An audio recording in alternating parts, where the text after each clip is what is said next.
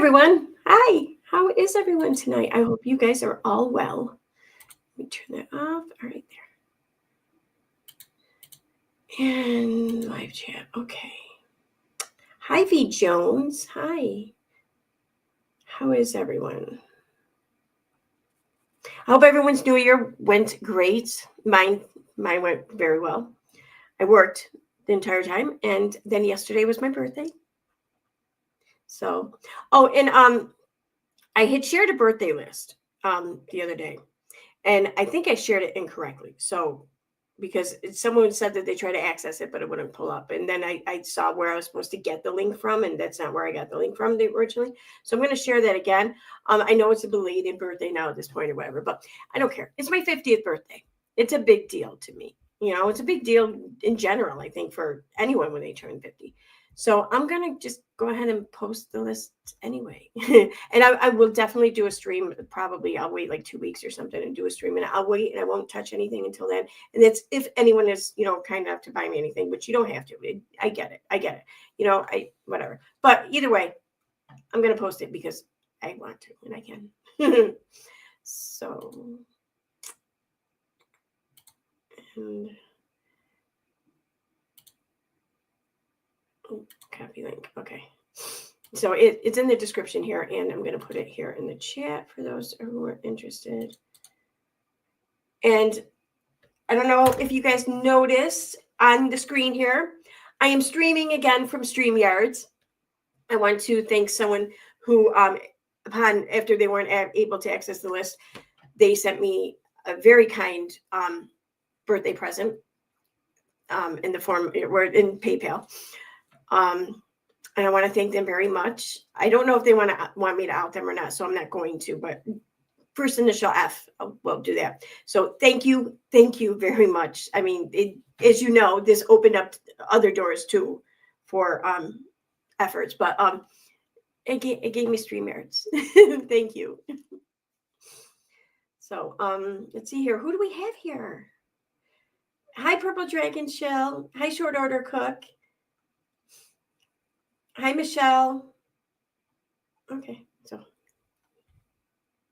let me lessen this a little bit. There we go. Now I can see more names. Hi, Lulubi. Thank you. It's the fake hair. I'll wear this to work sometimes, and I'll get compliments. I'm like, it's not real.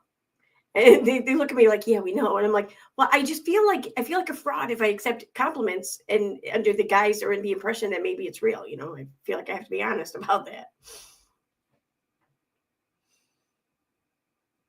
Hi, Lamb Chop. Hi, Shannon. You look good for 50. That's also the filters. I don't care. I'm vain. I'm not ashamed of it. I use a minimal filter.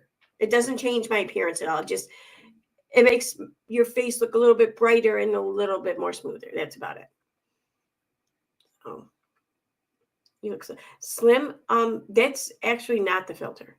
That's the Ozempic I was on. I stopped taking it a couple months ago.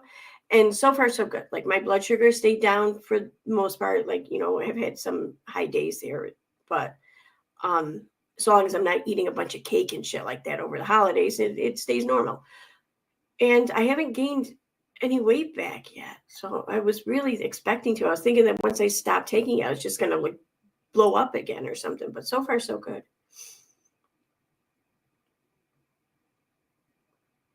I'm not suggesting anyone else talk to your doctor about any and everything you ever do health-wise or whatever. Don't listen to me. I'm not a doctor or anything close. So my biggest challenge is sweet drinks. I'm the same way.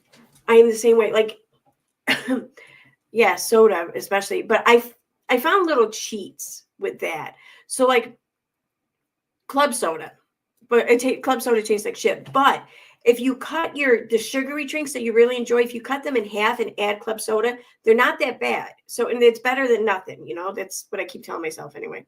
Or like Gatorade. I'll fill it up like halfway full of Gatorade and then club soda on top of that. And it's like a Gatorade soda. Or cherry juice. like the maraschino cherries, if you add just a little, I don't know, a couple of tablespoons maybe of that juice and add club soda to it, that's awesome. You know, I mean, these are the little cheats I've been doing. And we have these flavored syrups and stuff at work, but all the good ones we're out of.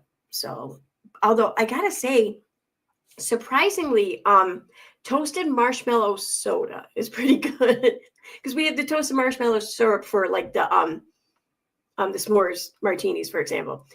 But you add that and add some club soda to just the syrup, and it's actually really good. It's almost like a cream soda.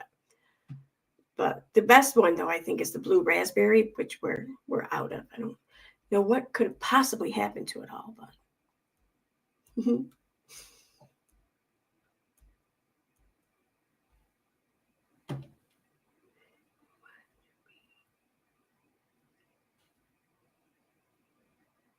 don't want to. Oh, near where I'm guessing you're getting sleet and snow. Yeah, we've been getting snow for the past several days. A couple of feet now.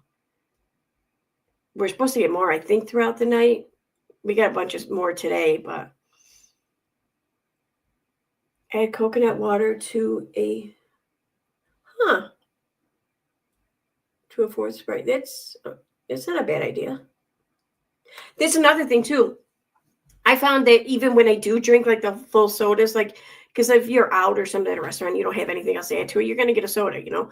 But I'll ask for it like packed full of ice, and I will drink it until it's gone. Like if I'm still thirsty, I'm not gonna ask for another soda because it's like, you know, all watered down. No, I'm gonna finish that one if I need to still drink something.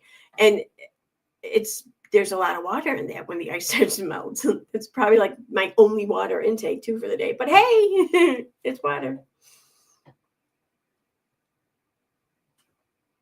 Okay, I'm going to can it and listen. I can forego cookies, cake, but my Mexican Coke, I'm so addicted. I use Torani vanilla bean in my espresso. Oh, that doesn't good. But your Mexican Coke. Now, do you mean Mexican flavored Coca-Cola, or are we talking like a Pablo Escobar kind of thing? I know what I would be talking about. Kidding.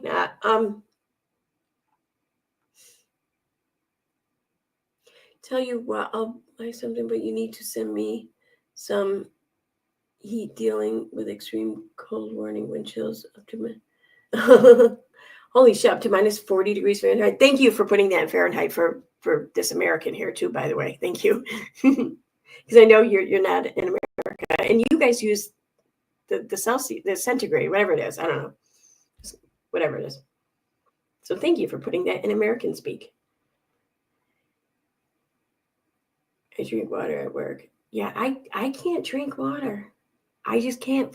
Like if I'm like wicked thirsty or something, like I just got done working out, or, you know, where I can down a glass of water, but that's, you know, you're gulping it down or whatever. But or if I'm eating, especially if I'm eating something that makes you really thirsty, like a lot of bread or something, then I can drink it. But even that's very limited. I can't just like go about my life just sipping on water. It makes me gag, actually. I don't like water. Yeah, but minus 40C is also minus 40F. This is where they meet. Oh, wait. It is? I don't know what that means. But if they're both minus, then wouldn't they be the same? I don't know. Hi, Anne. Hi, Elizabeth. All right, so I'm gonna get started.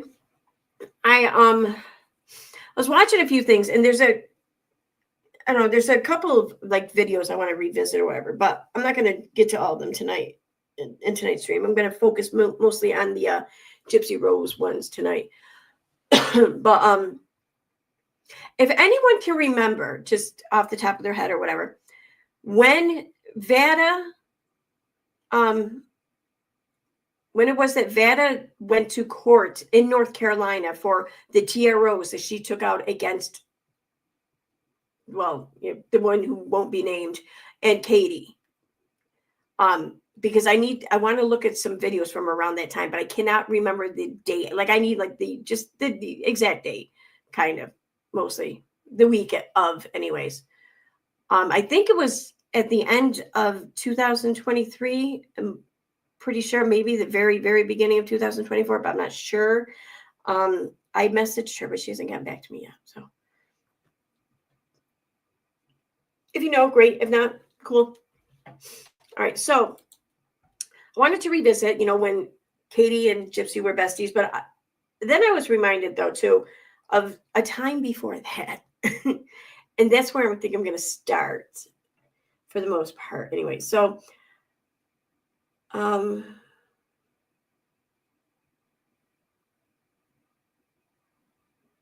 was the date on this one?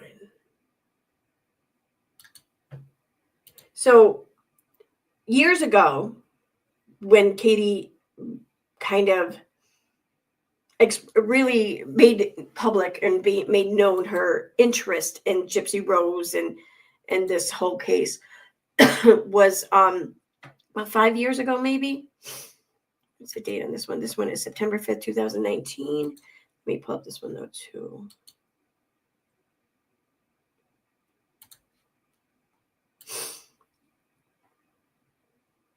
I want to say that these are right around the same date. This was like 48 minutes. I'm not going to play the whole freaking thing.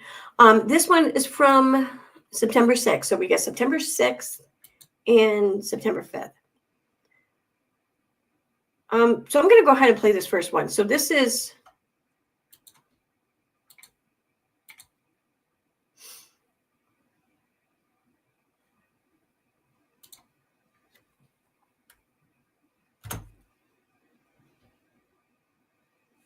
This is exclusive. Gypsy Rose Blanchard cuts ties by proxy production.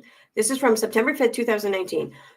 And she writes, Gypsy Rose Blanchard recently cut ties with Fancy Maselli, a woman working on a production of her life. We have the scoop. Please be... Okay, whatever.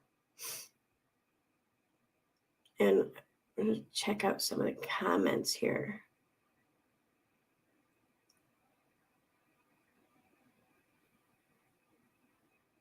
So I want to do...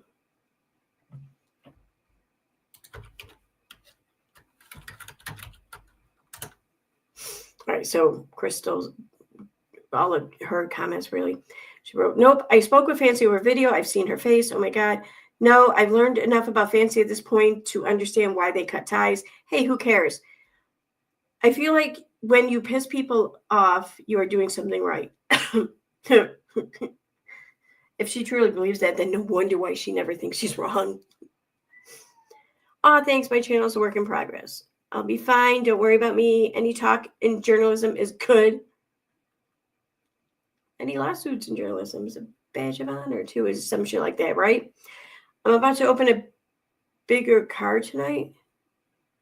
Bigger can tonight. I don't have my glasses on, so I can't read. All right.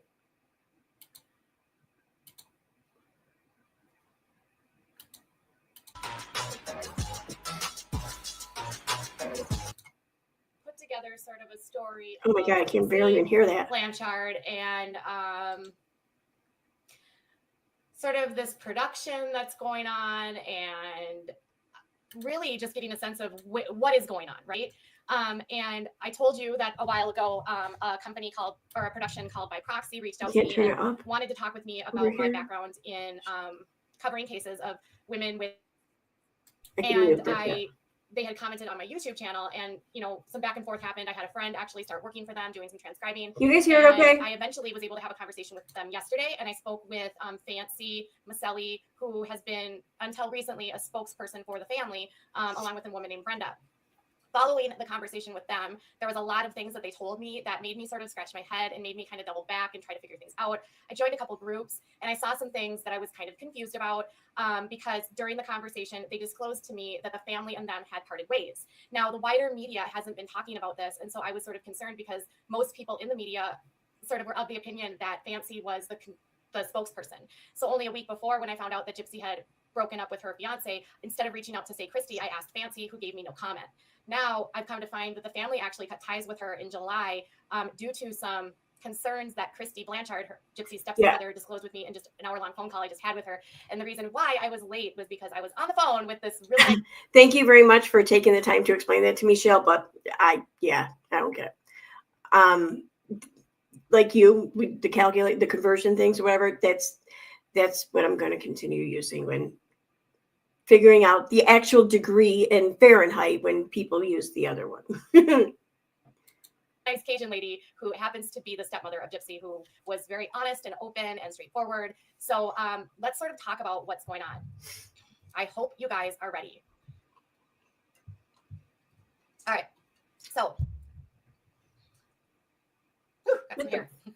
so for years, not years, for a while, I've been covering cases related to people, mothers, caregivers that have what's now called fictitious disorder imposed by another. The more common name known in the wider media is that. Okay, that gets under my skin right there, because when it was after this, because this was what, 2019. I didn't even really start watching any of her shit or following much of it until 2020, probably the early spring of 2020. So it wasn't this video, but she was talking about Gypsy, I want to say like maybe a year, like 2021 maybe or something. No, it wasn't even Gypsy she was talking about. It was right after she got served by Toddy Westbrook. She was talking about some other YouTube channel that allegedly had multiple personality disorder or whatever. But I say it like that because the title of their channel played into that term for it. So she was talking about it, and she kept calling it multiple personality disorder. And her live chat, people in the chat and everything, everyone's correcting her, saying, no, it's not. It's no longer called that. She refused to call it by its new name. Here she is in 2019 calling it by its new name. Like, it's like, why you got to be so fake like that? It's whatever. Is Munchausen's by proxy, but Munchausen's by proxy is actually no longer the DSM-5 label. It's called fictitious disorder imposed on another. See, she knew that. Numerous cases from around the country, including a woman named Anita Tutt, who is in Texas, and a woman named Teresa Roth, who's in Georgia. A case in two cases in Texas. In fact, one was where a nurse, a mother was pretending her daughter had diabetes and she didn't. Over the years, another in Minnesota named Megan, where she was giving her son Miralax in his feeding tube. And over this time of covering these types of cases, I've learned a lot about the mothers that do this, along with the impact it has on the children. Obviously, Gypsy's case is a huge one, but I want you to understand that this specific disorder is a lot bigger than what you realize. And Gypsy's case, while spectacular or sensational, is also, I guess, in the grand scheme of things, the level that she experienced of the abuse is not, it's pretty par for the course, right? Like, these women, they fake their children's illnesses, they have their children, they groom their children to follow their directions, and by doing so, they want their children to appear sick and unwell for attention. Now, Dee Dee in this case was not only someone that was addicted to the attention, she was also a malingerer. So she used Gypsy's illness for fraudulent purposes to obtain houses and donations and money and gifts and traveling. And so it's not common that you see a mother that's both a malingerer and a Munchausen's by proxy, but this was sort of Dee Dee's MO. There are other mothers. Anita Tutt, who is in Texas, would be another one. What happens initially is that they get obsessed with the attention that they receive, that they start fabricating more and more illnesses on the child in order to get that need met. Then they start getting gifts and attention, and then they start getting addicted. Happened in the case. Gypsy took a plea deal in 2015 after the death of her mother, Nicholas Godejohn. He was just sentenced recently to life in prison.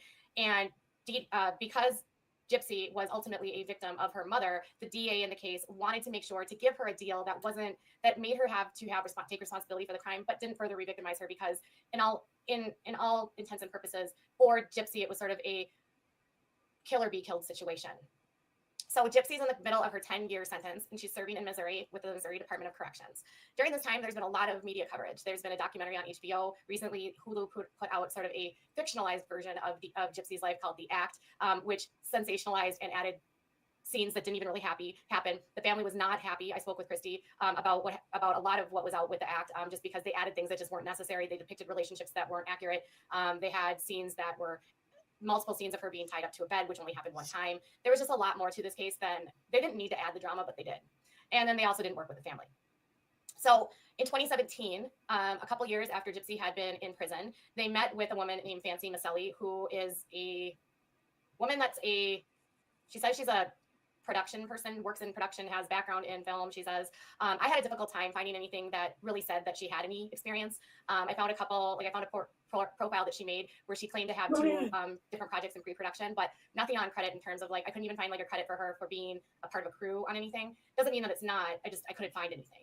So they get connected to her. They signed a contract with her in 2017 to be part of a production called By Proxy. And the production was supposed to be Gypsy's ability to tell her side of the story. So because the HBO documentary was very, the HBO documentary, if you have not watched it, Mommy, Dead and Dearest, the family is actually extremely pleased with. So if you have not watched that and you want to get an understanding of how this all plays out, it's a good place to start. Although, you know, it's amazing just how much the tides have turned, how big of a flip one can do in just the span of a few years. And I mean, and it's not even like she knows this family, really. It's not even like she knows this family. Sure, she may have talked to Christy here and there, maybe even thrown a text or an email or something.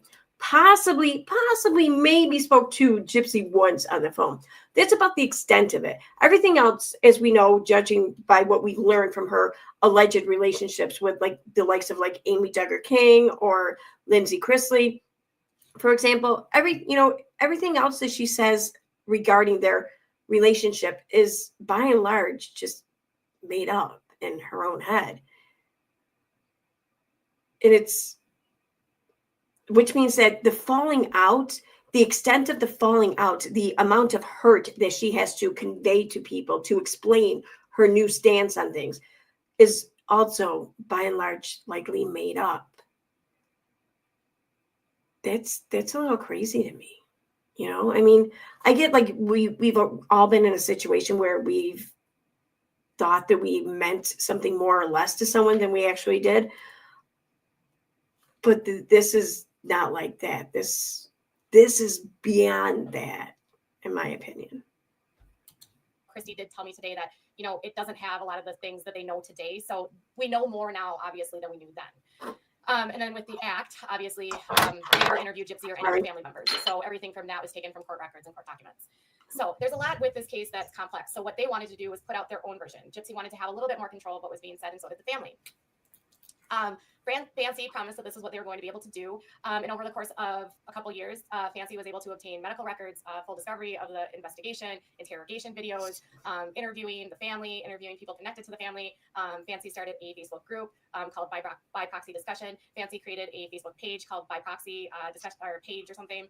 And as this relationship evolved, Fancy began speaking on behalf of the family and sort of was like. I'm just out of curiosity though, too, like, because I really haven't followed much of the whole Fancy's involvement in things, but she does seem to have been somewhat, largely probably even involved with the family for long enough.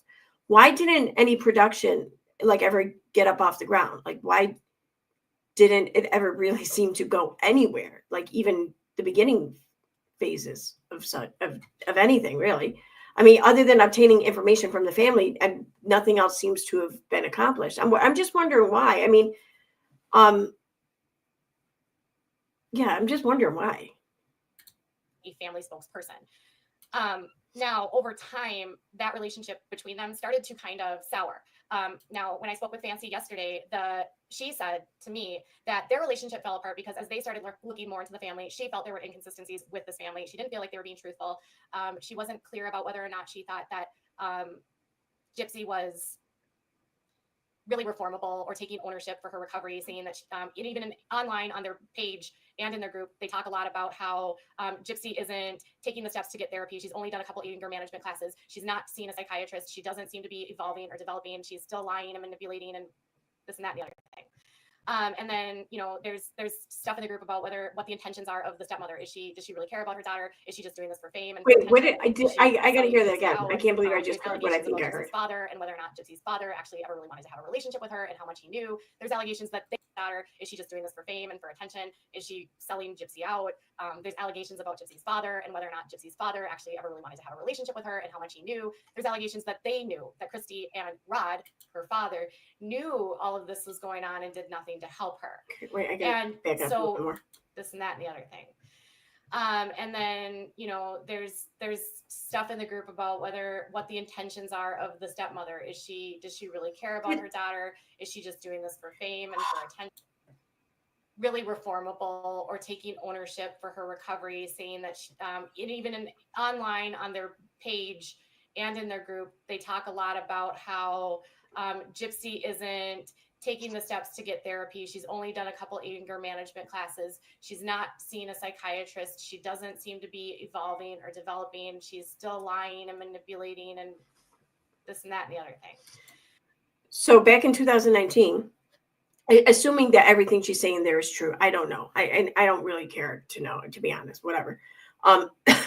But just going by Katie's own recollection of things and own claims, she really wasn't duped by this family because she knew enough of what was being said that she just repeated these same things back in 2019 on this video. So she knew.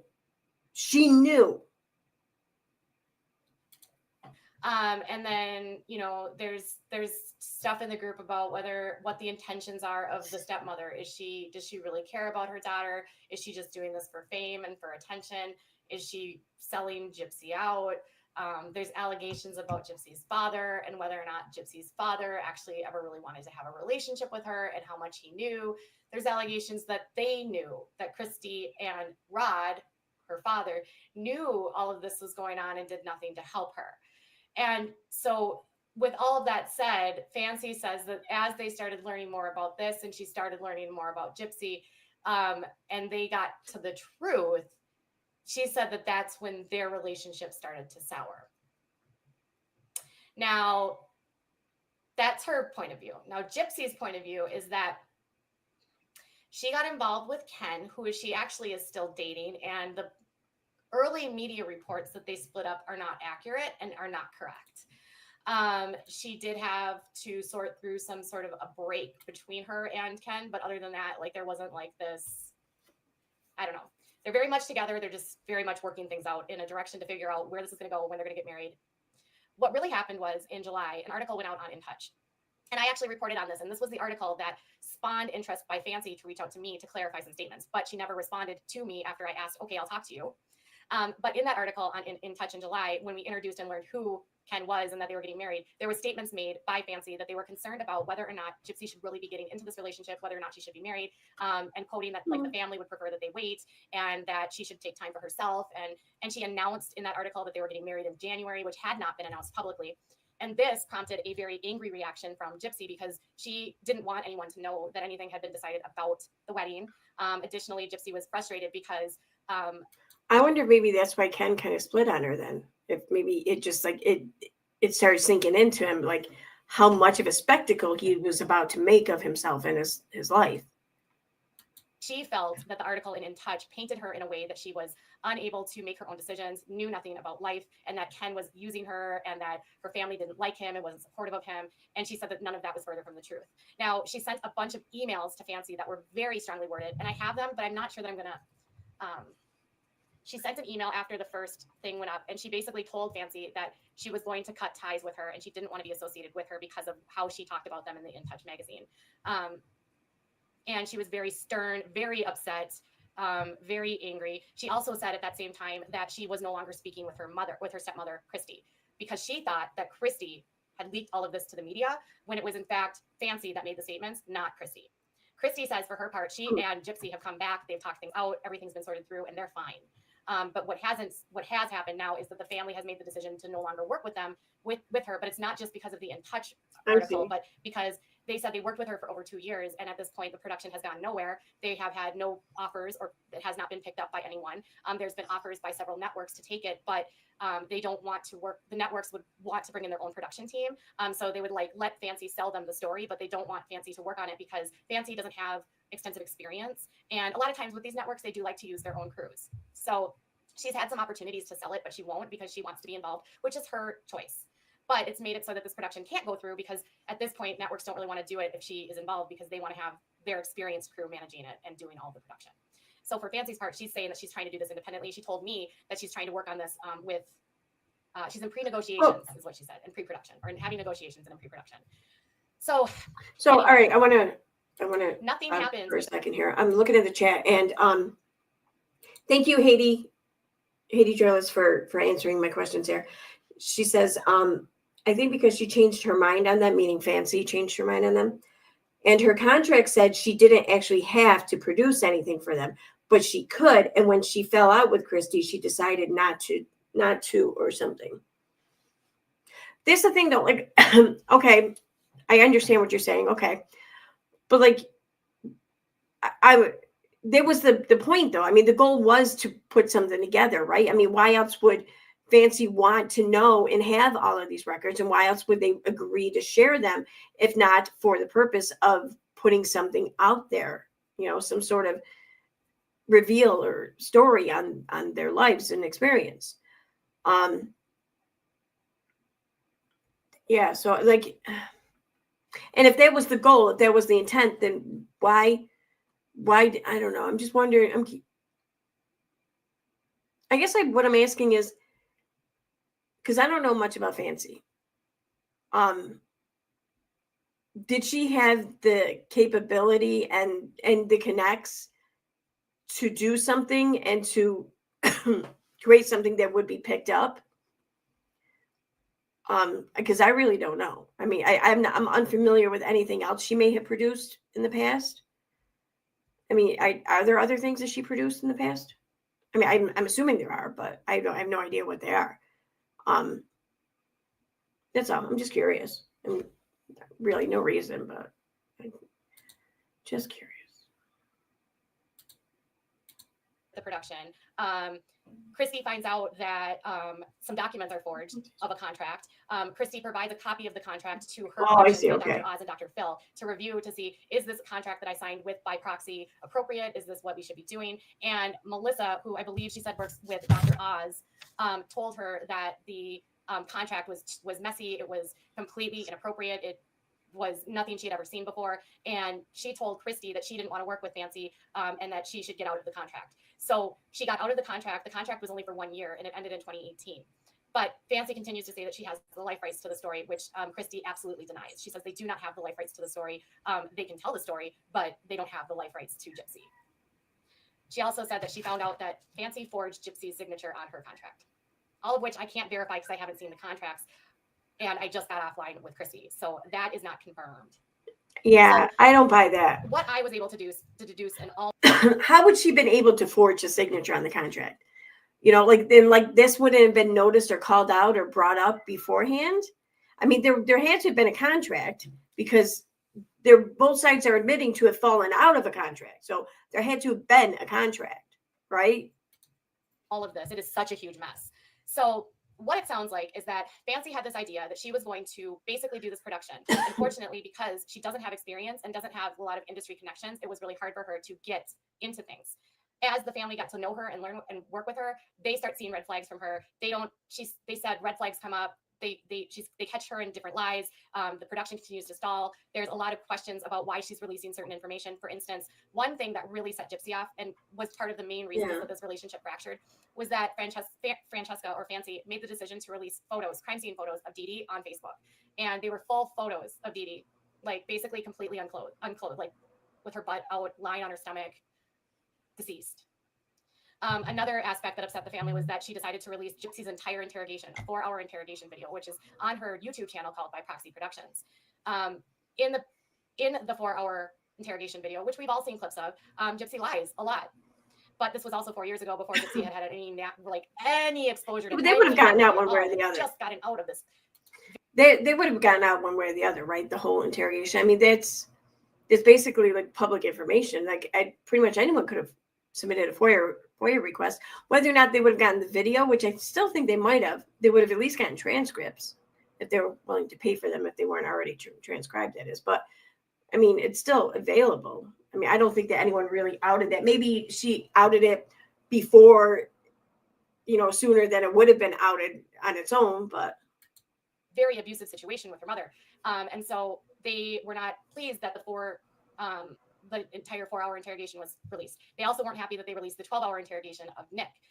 They also weren't happy that they released the entire over 100-page discovery of this case. Because at this point, the story has really been told by so many different people, and they sort of just felt like, why does all of this need to be public? You know, we need to start protecting Gypsy's privacy a little bit, and like not everything needs to be for the public consumption. Right. So Gypsy got upset. She writes a very stern and very vicious email to Francesca. After this, I'm going to jump on over to the other video that I have pulled up, and I'm going to start from like it's 48 minutes long. I'm going to start from like just past the half an hour mark, where Katie starts showing receipts of stuff or whatever, because really before that it's just her spinning her story really. All right, so this is from the next day, September 6, 2019. The truth about my interview with By Proxy Productions. Now, as many of you are probably aware, they did do like a Zoom call kind of interview right around this time. And this was the Zoom call or whatever call where Katie admits that she thinks her son could absolutely be manipulated into offing someone because he has autism and he's vulnerable. So, but that's the interview she's talking about anyway. It's just like way more fun for me. And she responded, and she was super funny because like one of the very first. Okay. Yes. Remember, okay, as of late, Katie's been telling this story, this recollection of events, recollection of events, maybe. She's lately been saying how Christy reached out to her. That's how they first started talking. And this was brought up to her in one of her live chats or live streams on TikTok. And someone had asked and said, no, yeah, even Fancy, though, said that you reached out to Christy. And Katie's explanation for it was, well, yeah, that's how I thought it was, too. That's kind of how I remembered it. But then Christy kept telling me how, no, I reached out to you. So, I guess I misremembered it. But no, that's not, because here she even shows receipts and shit. So I'm starting to figure out that this is not passing the sniff test based on what I'm seeing in the group, all of the extensive amounts of lives where it seems like this is all just a grab for attention and sort of fame. I felt like she was maybe using the family and maybe a clout chaser that had convinced the family to do something that was never going to happen. Then I happened to have a friend who got involved with this company. And I think I told you about that earlier. And through that, I sort of learned a few more things. And I was like, okay, all right. I promised my friend I wouldn't drop anything, but I'm just going to say like, okay, yeah, wink, you guys should figure it out. And then I was like, all right, I have to reach out to Christy. Even if she doesn't respond to me, at least I have to like try to get the other side of the story, right? It would be completely irresponsible of me not to, because there's nothing publicly said by either party. So it's like, I have to hear the other side of this. So I reached out to her and I said, listen, like, I'm Katie. I run a YouTube channel called Without a Crystal Ball. I'm a writer. I've been primarily moving towards my YouTube channel because it's just like way more fun for me. And she responded, and she was super funny because like one of the very first things she said to me is, I knew who you were immediately. I've seen your videos on Love After Lockup. And I was like, that's hilarious. Like, who would have thought that like Christine Blanchard watched me just to like talk about like my gossiping about reality TV, right? Like you never really know who's watching your stuff. And so she's like, yeah, I'm a fan. I watch your stuff. I really think you're funny. She's like, so as soon as I figured out it was you, I was like, okay. That's bullshit right there. Now we know, okay, one of two people are lying here. Either Christy was lying to Katie here and blowing smoke up her ass, or Katie is completely making this up as she's talking about it, because there ain't no way in hell anyone ever sincerely said to Katie, I really think you're funny. It just didn't happen. Of course I'll talk to you. And so then I start asking her some questions, and she starts filling in some blanks for me, and she tells me a few things. So I want to show you something. One of the things that, well, first of all, after I talked to Christy, well, actually, no, let's start right there. One of the things that Christy said to me, or that they said, Fancy and Brenda told me, was that I said, why did the Hulu thing fall apart? Like, why didn't they work with the family? And she said, because Michelle didn't want to work with them because the family's crazy. Well, then Christy provided this to me, which is a screenshot of the family deciding not to work with Hulu, not the other way around. And Michelle Dean of the act hoping to repair the relationship to move forward. There was some philosophical differences on the direction of the project that they couldn't agree upon, and so the family decided to cut ties. So she's showing what's allegedly a screenshot of the text message between, I'm guessing, Christy Blanchard and Michelle Dean, in which this says, okay, I don't have my glasses on, but I'll try. Yeah, I'm gonna need glasses. I can't.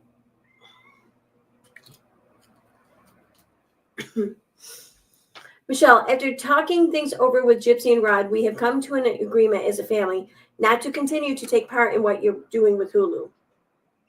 We feel like you're keeping us out the loop and not asking us for any input or helping you make decisions based on this series.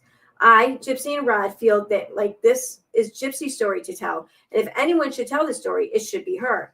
I know this might be hard to hear because we were very pleased with your article on BuzzFeed. I hope you understand. Thank you, the Blanchards. And then Michelle responded with, can we possibly talk on the phone? I'm so sorry I made you feel this way. It's not been my intention at all. Mostly I've been... It wasn't Michelle that didn't want to work with them because the family was crazy. So that was one of the lies that she told me. She told me that everyone hates Ken. Like, Ken's super controlling, who's Gypsy's fiance. And so I said to Christy, I'm like, do you guys like Ken? And they're like, she's like, oh yeah, he's wonderful. He's such a nice guy. And I said, is he controlling? No. He's just got, he's sweet. He's really nice. He cares so much about Gypsy. They have such a nice relationship. He's really there for her. He's a friend that she needs. I said, do you have concerns? And she's like, well, I think all parents have concerns. But Gypsy's an adult and she needs to make her own decisions, which I totally understand. Like, she hasn't had that opportunity. Oh, really? They said, at this point, we just really want to support her. And then another allegation that they made was that Gypsy took no steps to get better and that she had somehow not been doing any psychiatric help in the prison, which I asked Christy, and Christy was like, well, no, I mean, she doesn't have the one-on-one care, but we're working on that right now with Dr. Phil to get a psychologist to come in at least once a week to help with her. But in the meantime, she's been taking different classes. She's been enrolled in anger management. She does a women's group. She's currently starting another group about something related to relationships, and then another one related to something else. So she's like, it's not ideal, but we are hoping to find her more. And I said, oh, so it's not like she doesn't need anything. She's like, oh, no. She needs help. Yeah. And I said, well, do you think she's progressing? Is she getting better? She's like, yeah, she's getting better, but it's a work in progress. She went through a lot as a kid, and it's not going to get changed overnight. She said she has changed so much between the time that she was arrested to today, and she will continue to get better, but there's patterns of behavior that need to, be squashed and relearned. And they were pretty honest about it, but they said they loved her, they supported her, they did whatever they could. And I said, well, are you and Gypsy, are you estranged? Because that was another thing they said. And she said, absolutely not. We've had some, anything, we have some disagreements, but everything is fine now. And I was like, okay, this is weird. And then I asked, well, how involved was your husband? And did you know that Gypsy could walk? Did you know about all of these things? Because publicly, they had always said they didn't know any of these things. And Fancy and Brenda were adamant that the parents knew all of this, that Christy and Rod knew all of this, and that they just allowed Dee Dee to do this to her and did nothing to stop it. And she was like, Dee Dee really kept us out of the blue, she really isolated us, didn't tell us very much. Out of the blue? Their conversations with Gypsy were very high level. They didn't really have much of an idea. They knew she could walk as a child when she was really, really young, but they hadn't seen her walk in years. So when they saw her walk after she was arrested, it was shocking. After talking to Christy, I was like, she doesn't seem really that bad. I mean, I was like, well, what about this, you're fame hungry? All right, so what, this is, Katie Joy had what, an impression or whatever of Gypsy, of the whole story. Then she joined this Facebook group and she heard what, this opposing side, and she's like, oh, wow, maybe things aren't as I thought that they were. So let me reach out to the family to verify these things. And they gave her the same amount of proof of their statements as she had gotten from this Facebook group, I'm guessing, from the sounds of it, because it's just people reciting their opinion, basically, or what they believe or think or whatever. And then she decides that the family's telling the truth. And I'm not saying that they weren't or they aren't. I don't know, whatever. But I just feel like if you're going to state such things about someone is such a fact. If you're going to even, and I get a lot of people don't like Gypsy. But even Gypsy, if you're going to say these things about Gypsy with such conviction, then you should do a bit more diligence in determining the facts. Just simply being told what it is not enough, I think. Because this isn't her just formulating an opinion and sharing it with girlfriends while out for cocktails or something. at this time, she didn't have that big of a platform, fine. But since then, it's grown. And I think that as it's grown, so has her responsibility. But she acts like it doesn't. And that's the problem, in my opinion, anyway. Or an attention seeker. And she's like, what? She's like, I've got kids, I got stuff to do. Like, it's been really stressful.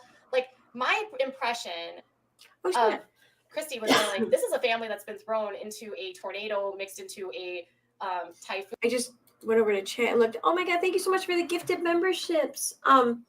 Fayette, thank you so much for the gifted memberships. So we got Captain Katie, Tamarin Hall. Is that Hall? Karma Baby, Joanne Smith, Stephen Mindy, Moderate Extremist. Hi, Moderate. Leon 1010, Lissy. Oh, thank you, Fayette. Tiffany Overby, Maria Burkhead, MD. What's that? I can't. Trinak. All right. Trinak. Class C responses with Amber or with Amber on Rumble. Christine Fortunato.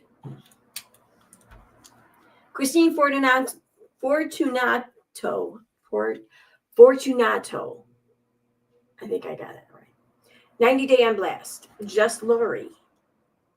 Just saying. Joanne Cochran, the learner lawyer. Is it? Did I say that right? Cochran, yeah. Just Dawn. And Sheila's Spellbound Creations. Yay, thank you so much for the gifted membership. So those names I just named off, you have a gifted month membership. Thanks to Fayette and thanks to YouTube randomly picking you to receive it. So thank you so much.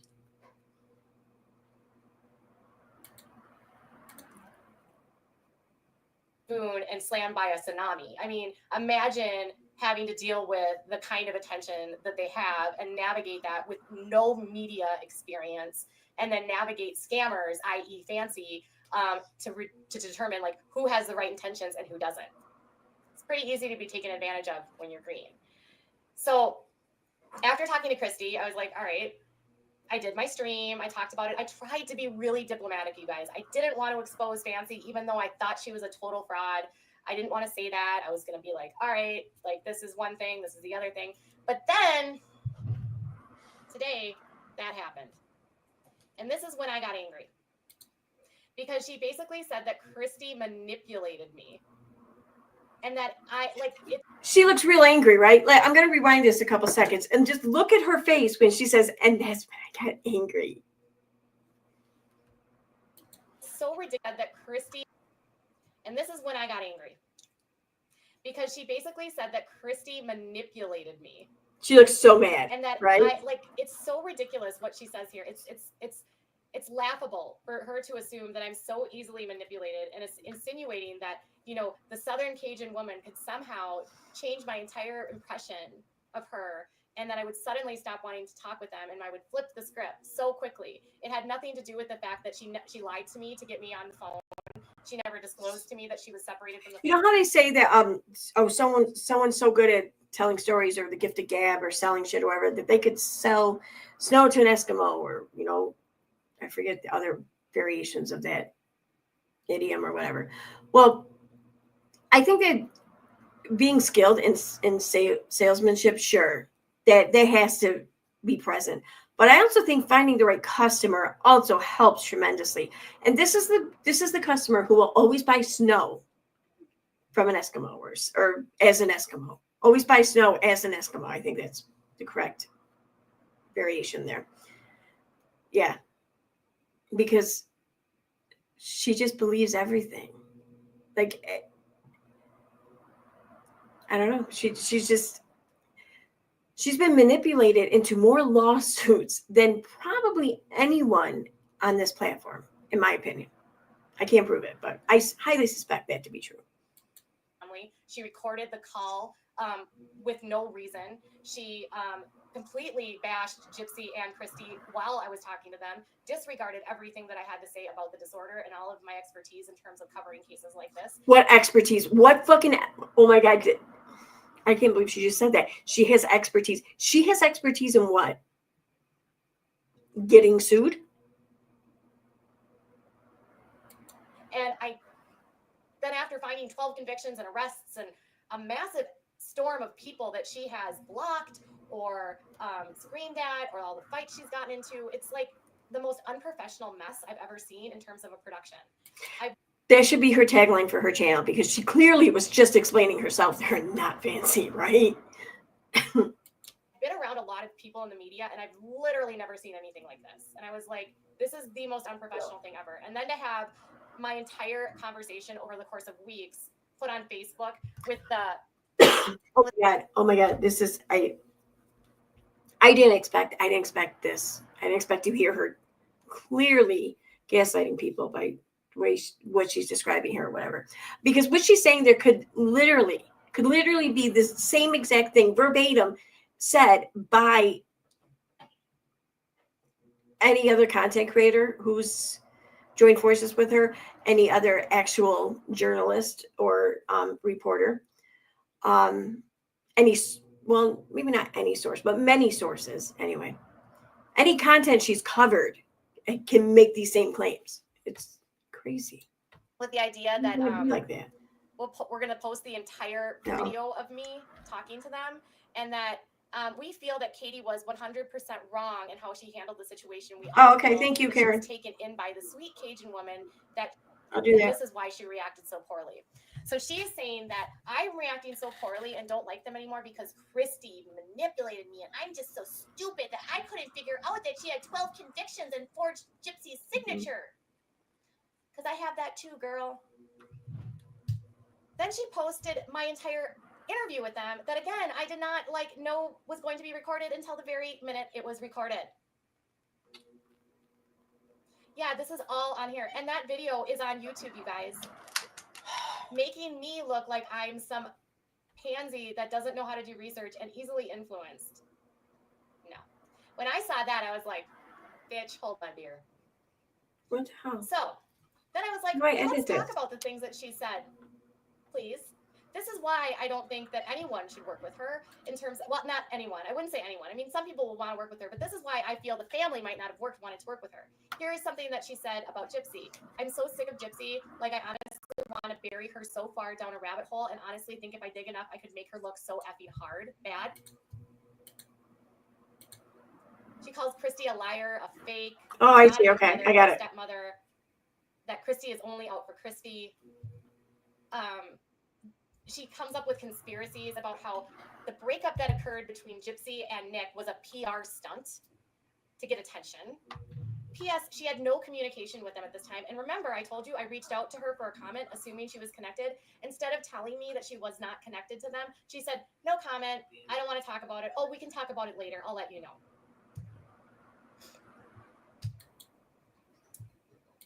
And then she says, what's really funny is this whole SHIT about Gypsy's effing fiance is that we don't like him at all either. And we think the pictures are super They should take care of it. Thank you. About the pictures of Ken and Gypsy at the prison. And then I really feel like Gypsy is still being fed lie after lie and doesn't have the capacity to even really understand what's happening. And then here is where she forged Gypsy's name onto a life contract with by proxy. The top is the contract for by proxy, and the bottom is Gypsy's actual handwriting. They're not even remotely the same. Gypsy never agreed to do this documentary, never agreed to be a part of it, and instead, when she couldn't get her on board, she just signed it for her. Okay, but didn't Fancy talk with Gypsy throughout this whole ordeal? I mean, how and why would Gypsy's family be sharing such personal things and things that were not, at least released to the public about her medical, her life, her history, if not under the direction of Gypsy for some reason? And I'm sure it wasn't just to, eventually turn one day and release it all to the public, right? No, it couldn't have been. So, I mean, and I'm not saying that this is her signature. I don't know, but she had to have been on board and in agreement with this to a certain degree for the things to have happened, right? There were so many things here. I mean, then there's this whole Ken. Ken sends her a message telling her how much he doesn't like her. Why do you need to be doing this? what more of the story needs to be told? How many more people need to write this story? I mean, Ken has a lot of the same feelings I do. What more do we need to say about this story? Do we really need a 13-part episode with more information of all the information that you know? Well, apparently we now need several lives, multiple lives a day, we'll say. Some days, several lives. I just said lies instead of lives. Little slip there. No, but seriously though, multiple lives a week. God knows how many posts, which we're gonna get to that a little bit in here in a minute. I'll do that after this video here. But yeah, so apparently Katie thinks that this is nowhere near being discussed yet. And then when I finally questioned her again and I said, I'm still concerned why, after 2 years, you know nothing about this disorder, she said, I don't really think it's your place to tell me how to do my research. And I said, well, as someone that investigates and covers these stories, and if you're going to do a production about that, I would hope to God you would know what you're talking about. But she didn't. And it was at that point I decided I had to speak out. I'm not an unprofessional person, but I don't like people that take advantage of other people. And what I think happened here is that maybe it started out with all the best intentions, but Christy and Rod were very naive. They knew nothing about her, and they just assumed the best in them. Am I saying that Christy... I'm going to go ahead and thank them by the first name, because I saw they were asking in chat on how to do this. But I just noticed that it came through from the Buy Me a Coffee thing. Thank you, Elizabeth. Thank you so much. Yay. Thank you. Christy and Rod are the perfect parents, or that Gypsy is without flaw. Absolutely not. But I do know that in situations like that, it's very easy for opportunists like Fancy to come in and promise the world and deliver nothing and offer delays and create drama and cause strife and unnecessary stress in these people's lives. Imagine being Christy, having to deal with all of this on top of the fact that she's lost a ton of family members and she's got her stepdaughter in prison. She and Rod did not ask for this. They are doing the best they can. If she takes a free trip because she gets offered by the Dr. Oz show or the Dr. Phil show, who the hell are we to judge? If she makes a post about wanting to help her daughter potentially get a nose job, who the F cares? Sometimes we analyze and put people under a microscope. That's not necessary. This family are victims. Why are we victimizing them? This family are victims. By proxy is never going to happen. Fancy is what at best a super fan that thought she could write this story. But when you call me out and say that I'm easily manipulated, no. What I am is not easily manipulated, and she couldn't fool me. And I can smell a lie like a fart in the car, Fancy, and yours reeks. That's a gross comparison to make there, but no, it isn't because you could sniff her out or whatever, snuff her out. This wasn't about Katie being able to, sniff out Fancy and what she was really up to. No, this was about Katie eliminated any bit of competition there might have been there. That's what this was about. And she saw the opportunity to do this with very minimal effort, I think, on Katie's part. So yeah, I mean, she goes to extremes sometimes to get the same outcome. So if she's presented with an opportunity to get that outcome with very little effort, yeah, she's going to take that. And that's what she did, in my opinion. Thank you guys so much for all of your support, all of your super chats, all of your help. I will continue to cover this story and try to do my best to be an advocate for people like Gypsy.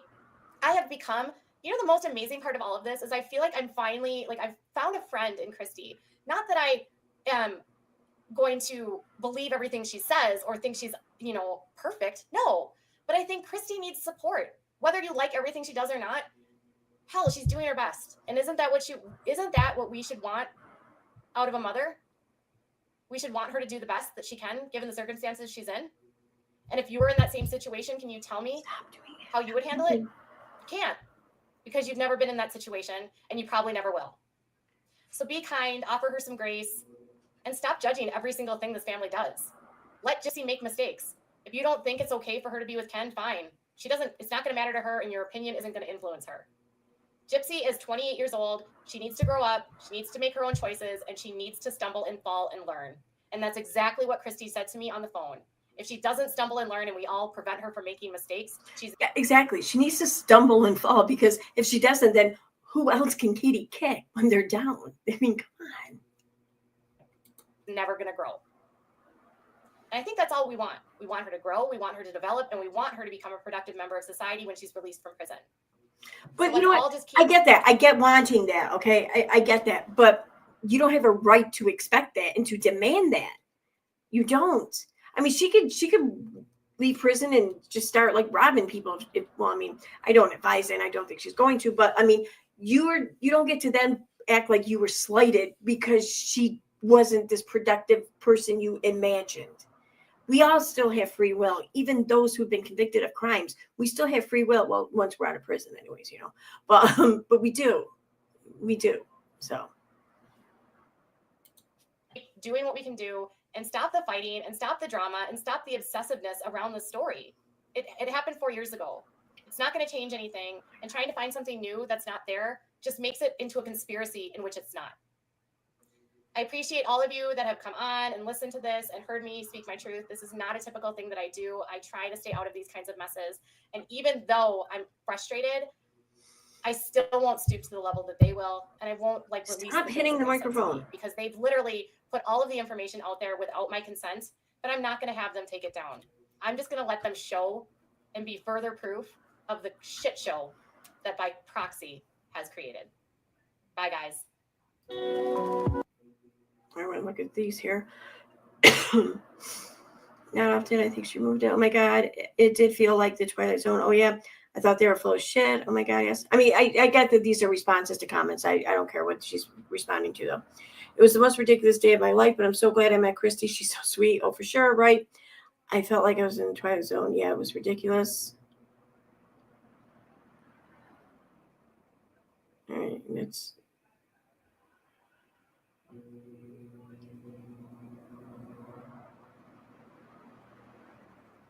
Does she still have her Patreon?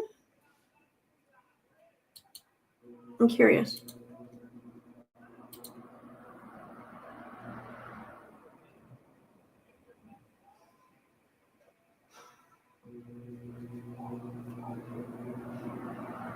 My shit's still running, Joe. How slow it looks like.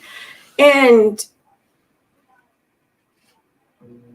she still has an account, but it doesn't look like she's doing any. I don't think she still has it available for memberships or whatever. Anyways, okay, just curious. All right, so next I wanted to look at where to go. I think damn it, I closed the tab, didn't I? I did.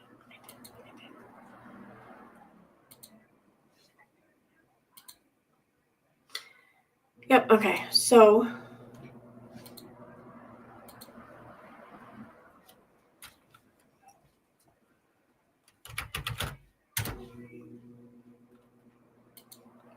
take me 1 second to get the list back up.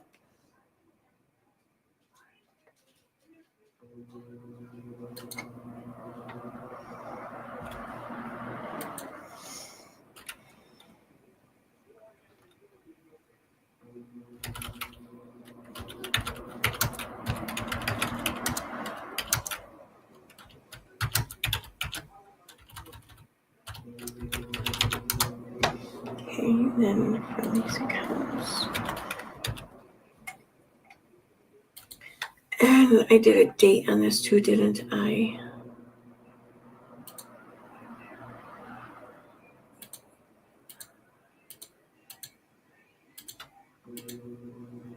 June 1st.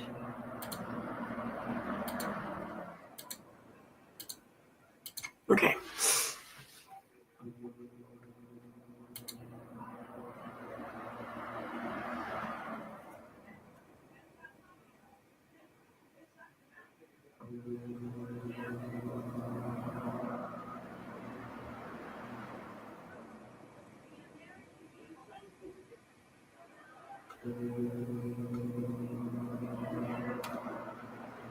And I think this is it.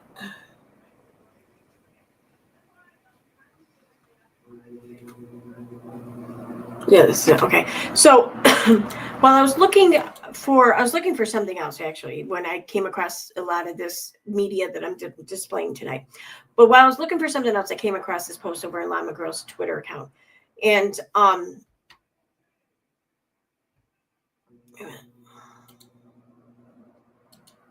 gonna open that new tab.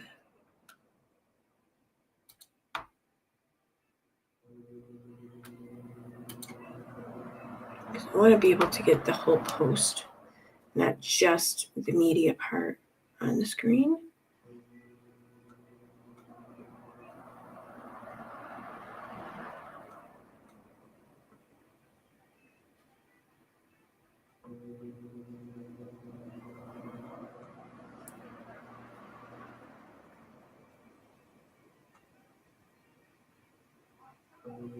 Yeah, all right. We'll just stick with what I got then, I guess. I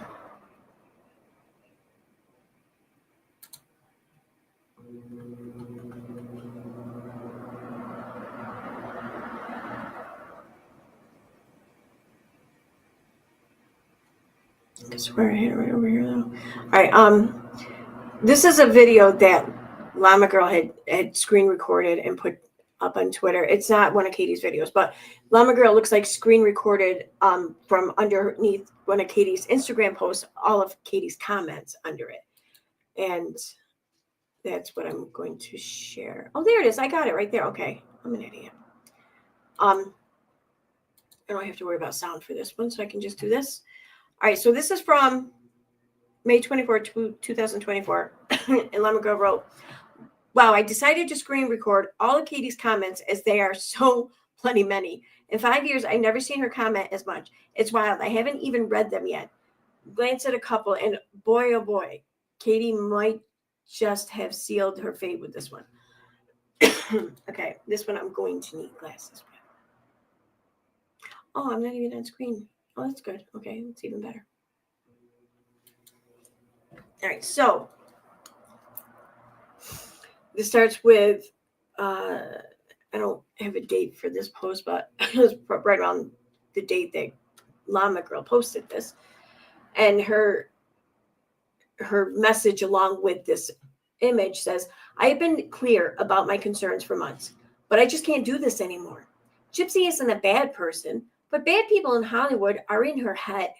They believe anyone critical are haters. It is wrong to glorify murder. She was told to stay off social media, but she reopened her accounts. She's getting in fights with people on TikTok in comments.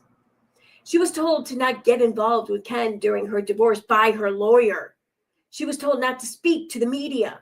I found out a few weeks ago it is Gypsy that is leaking to the tabloids. It's all too much. I just hope at some point they can see that fame and money, it's not the goal. Meeting Kim Kardashian and the red carpet fanfare is where I tap out. She thinks she was invited to be there to tap out. Anyway, because this was not what they said they wanted or what would happen. I wish them the best.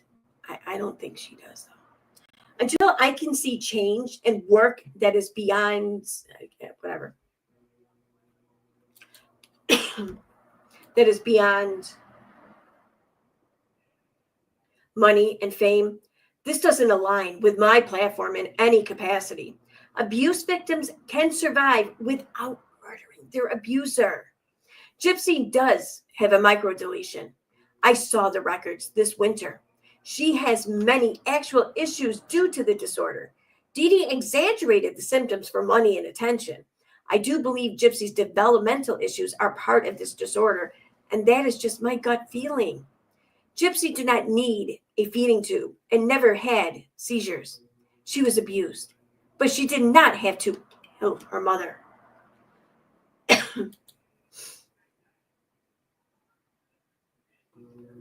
Right. So it says, I don't judge or pretend to know what Gypsy had or had not to do. I feel like everyone is forgetting the hell she lived, yada, yada. Then Katie writes, this is false. Oh, no, wait, she's commenting to this one, my bad.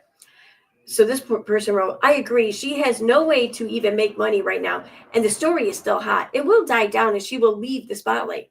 Look at the Lorena Bobbitt case. She is a nobody now. I've got a point. This is false. She can get a job, but they believe certain jobs are beneath her. They don't want her working at Dollar General. She can find work. They want the easy route. In what world is this fucking easy? Seriously, think about this. Okay, sure, she's not going to a 9 to 5 every day or whatever, but is that really that hard, going to a 9 to 5 or something every day? I don't think it's that hard, first of all. But I do think it's hard, though, when you clearly don't have a good sense of yourself yet, and you put yourself out there, and people just latch on to everything you do, and everyone's got something to say on it. Then you get someone like Katie Joy coming at you every fucking time you turn around. In what world is that the easy route? Like, seriously. I mean, because the only commodity she has to sell really is herself, is her story, is her controversy. That's what people are buying. That's not an easy route. That's not an easy, I don't know, profession or whatever. I don't think it is anyway. Then Katie wrote, also, she is prohibited under the law from profiting off the crime. So the money goes to other people instead of Gypsy. And then it's put in a trust fund to avoid her getting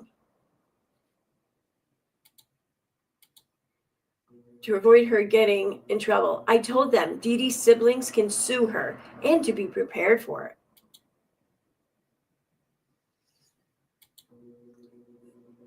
Okay, she's back on social media all the time, even created a new public Instagram, and still has her huge TikTok, which her probation officer told her to delete.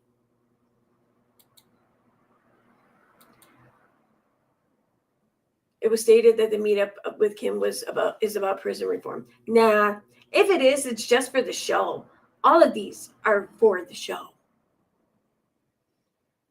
I don't know, but she was told to delete it by him. Gypsy does not listen to anyone.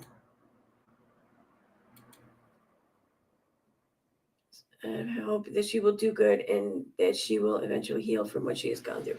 Me too. I hope she can get better and heal.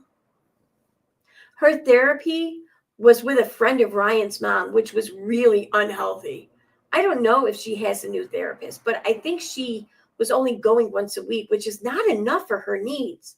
I personally think she should do an inpatient program. She's never had help for addiction and could benefit from a full program to manage, but that's just my opinion.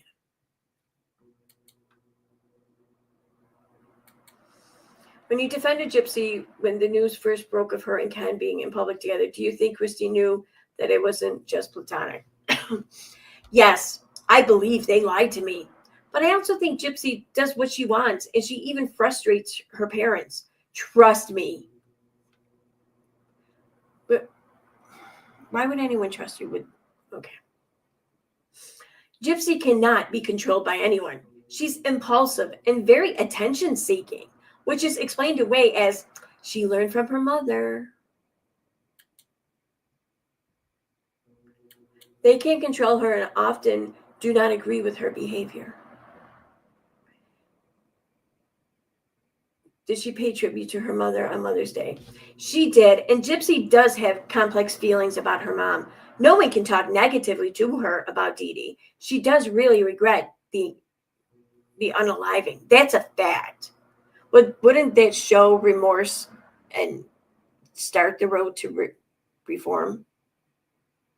So if Katie knew then that she was sorry, then all the claims that Katie's making about how she doesn't even, she has yet to show any remorse is bullshit. Which, I mean, yeah, obviously we know that, but still. This makes me sad because I know how much you cared for her and rooted for her. Understandably, it's just time to cut ties. I cared for Christy and wanted the best for Gypsy. Maybe this is just a life lesson they need to learn the hard way. They do. They are being guided by bad people, greedy exploiters promising them fame and money. Melissa Moore is 100% pushing get your bag. It's disgusting. Yeah, a chromosomal microdeletion. Getting help has not been a priority at all. Her fame has been the most important. Are you still friends with Christy? I still care about Christy. I know she's doing what she believes is best, but she also knows that I won't bite my tongue, and I told her all of this. I was on the phone with her for 4 hours in February expressing to her all of this.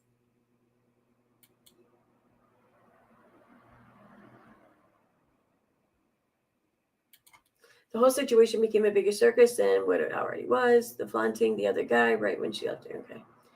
That was one of my breaking points. I was told over and over that they were just friends. They assured me that Gypsy would not jump into this relationship. She was specifically told by her attorney to not post pictures or engage with Ken. She was sending tabloids the photos, and I later learned she was doing it to get back at Ryan. It's just juvenile. Ken and Ryan are in a competition, and Gypsy is fueling it.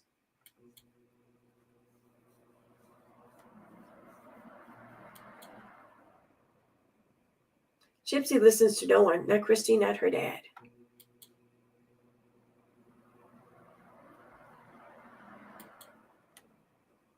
I never understood your fascination with this person. I mean, what have the Duggars been up to this whole time while you've been talking about this lady?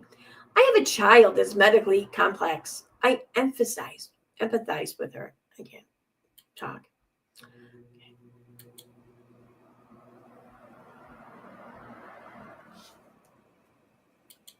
Oh shit, damn it, I just went all the way to the beginning. Okay.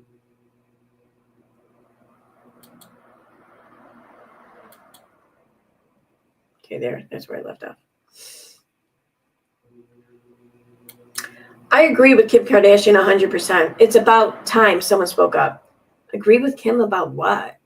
Yeah, what did Kim do or say, someone asks.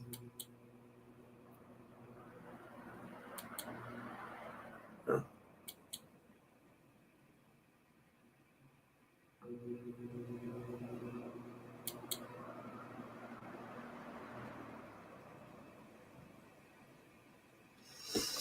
Your instincts have been spot on. Gypsy did an interview teasing the Kim K meeting and said, I'm in my pretty girl era. Her attitude is changing and not for the better because she thinks she's pretty. How dare she? That's how that comes out. She's had such an opportunity to help so many people, but clearly she's going for that bag. Yeah, that's gross. She isn't an influencer. It's too much.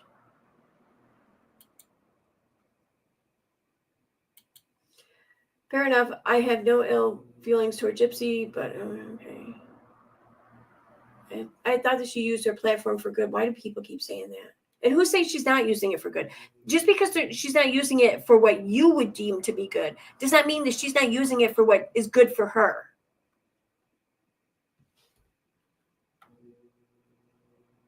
I appreciate you sticking to your morals. No, she does not want to be left alone. She's calling TMZ herself. You should not have shared her medical diagnosis, no matter how much you are concerned. They have shared this publicly. It's in the documentary. It's in Mommy, Dead, and Dearest.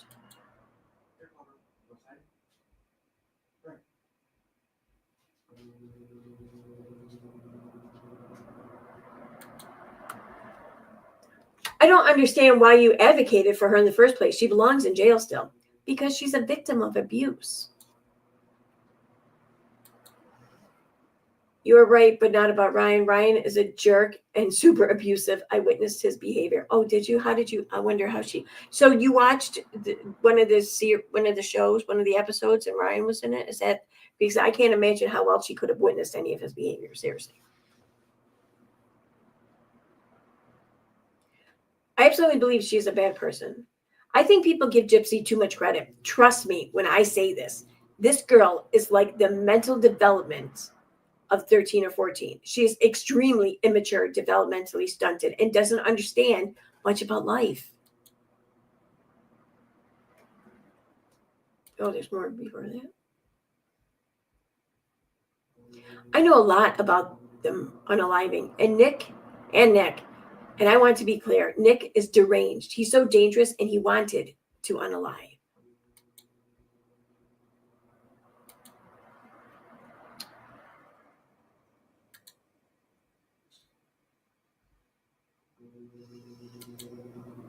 Okay.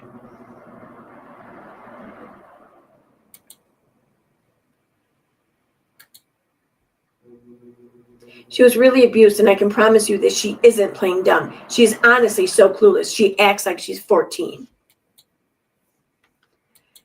Nick wasn't manipulated. Nick wanted to. All right.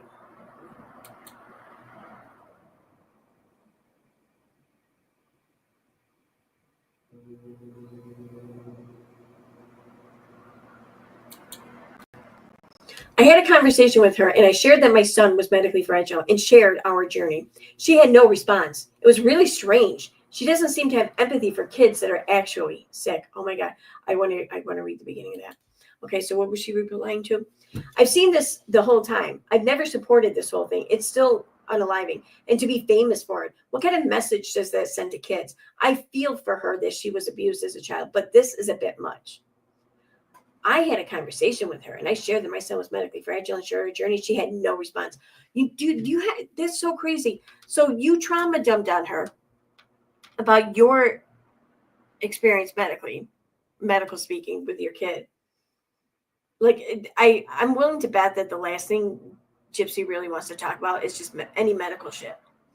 And here you are trauma dumping on her about your shit, and you're wondering why she didn't, like, I don't know, be it outpouring of emotion or something toward you. I mean, like, read her room.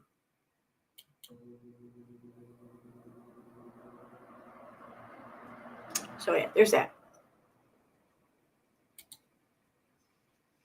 And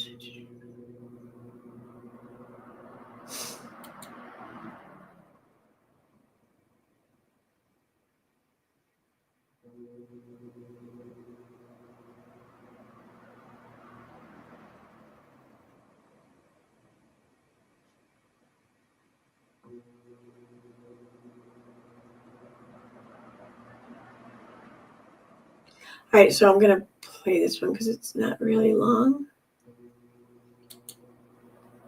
And she was still on good terms, I think, with everyone then.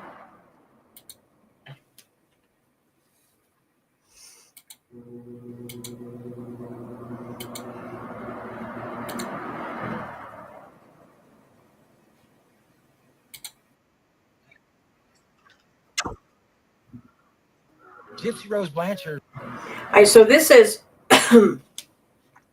from, as soon as my tab quits loading, from 9 months ago, from March 29, 2024.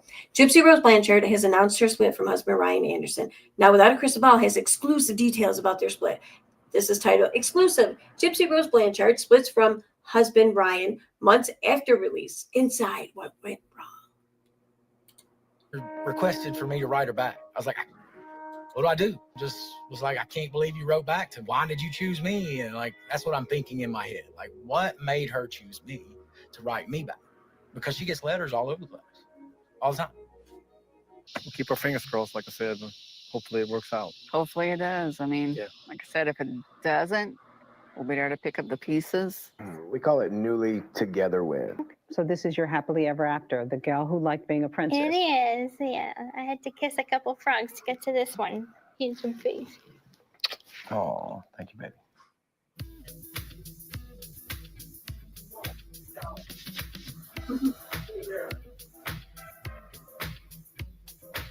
All right, I want to skip over this. Sorry. Family and friends to help guide me through this, and I'm learning to listen to my heart.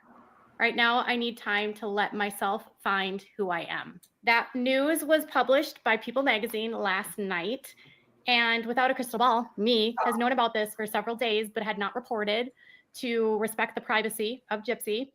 Given that it is now public, the news has gone viral, and some people who have been following the story may or may not be surprised, although some people were not shocked. In previous interviews, when asked about their marriage, Gypsy told People magazine, I never lived with a man. I grew up with a mom, so I didn't even grow up with a dad in the house. So I'm like, I don't even know what it's like to live with a man. When you look at the scope of Gypsy's life, it's not even so much that she had never lived with a man. It was also that she had never lived independently. So outside the fact that she didn't grow up in a home with her father, she also never had the freedom to explore her own life or develop her own identity outside of her mother. At the time that she was arrested, she had never been allowed to live independently. She was under the strict control of her mom, who basically kept her in a state of adolescence perpetually and told people that she was a minor, even though she wasn't. And she was told growing up that she had cognitive disabilities. She went through all kinds of treatments that for illnesses that she never had. Her mom controlled who she could see, who she could talk to. If she got in contact with people in the outside world, she would take away electronics. When she at one point tried to flee her mom found her and then brought her back home and put her down even under more control. So prior to her arrest, she had never in her life had any ounce of independence. She hadn't gone to school. She hadn't graduated high school. She had never really had friendships. She had never really dated. And she had never really been able to explore life as a person. She then went to prison and spent 8.5 years there, where she has said over and over and over again that she felt like this was freedom because it was so much more free than how she lived with her mother. So coming out of prison, there were some concerns expressed by her family members about getting married. Her stepmother on the show, The Prison Confessions of Gypsy Rose Blanchard, expressed, that she had hoped that Gypsy would wait, that maybe they could get to know each other better on the outside, that she had concerns about whether or not it would work, just given the fact that Gypsy had such limited life experience. Christy and Rod and her sister Mia were all also very clear that regardless of what happened in the marriage, and if it didn't work out, they would be there to help her pick up the pieces. In the last several months, Gypsy has gone through sort of a whirlwind where she at one point had this huge public platform. She was going on interviews. She released a book. She had a docuseries come out. She amassed millions of followers on her TikTok and on her Instagram. And then a couple weeks ago, at the advisement of her probation officer, she deleted all of her public-facing Instagram and TikTok. And that was at their advisement due to the number of reports that they were getting about her that were proven over investigations to be not violations of her parole, but were basically creating kind of a headache for their division.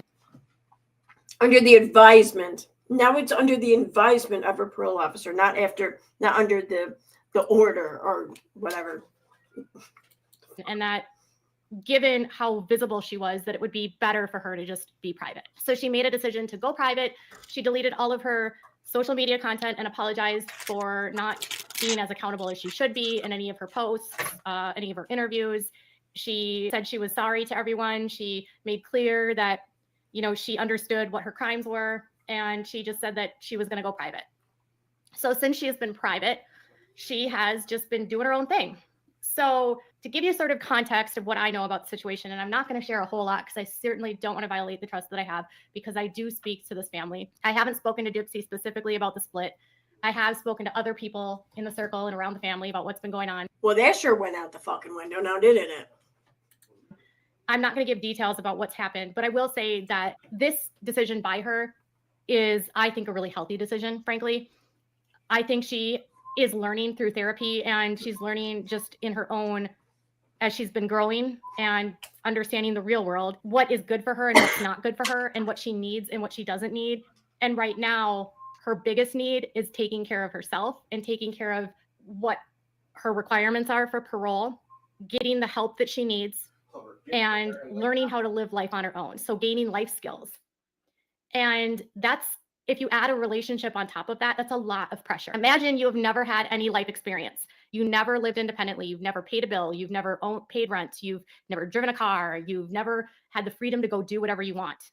And then you get out and you have that freedom, but then you're in a relationship and you have to consider what the other person needs and what the other person wants. And then they have expectations of you. You have expectations of them, but you don't have a framework or understanding of how to do it all.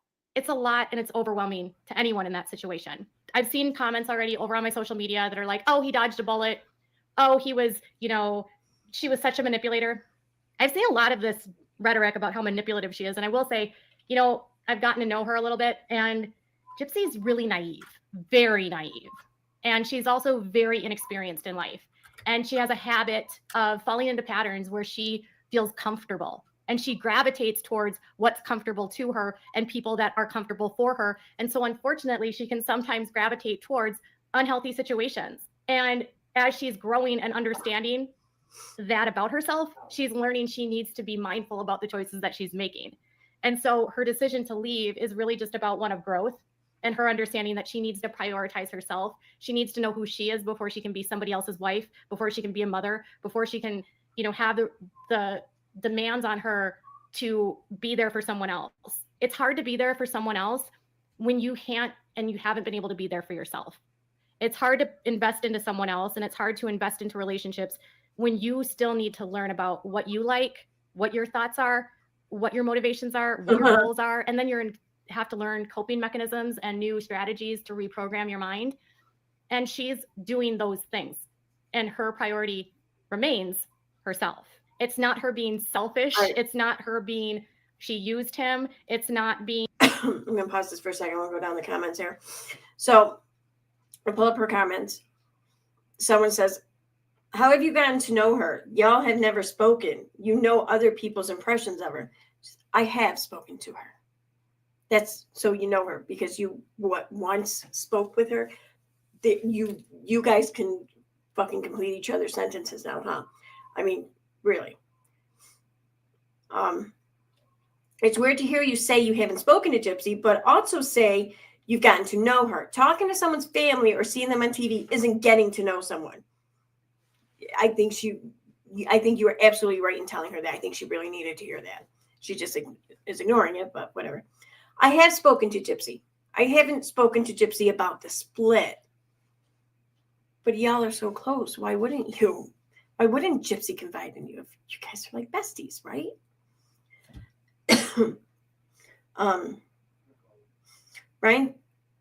Ryan took advantage of her vulnerabilities. She wasn't guided properly either. Why didn't anyone tell her that marrying Ryan from prison was not a great idea? Good luck to Gypsy. They did tell her. She's an adult and they can't force her. She is not pregnant. I heard she was pregnant. She is not pregnant. Is she pregnant? She's not pregnant.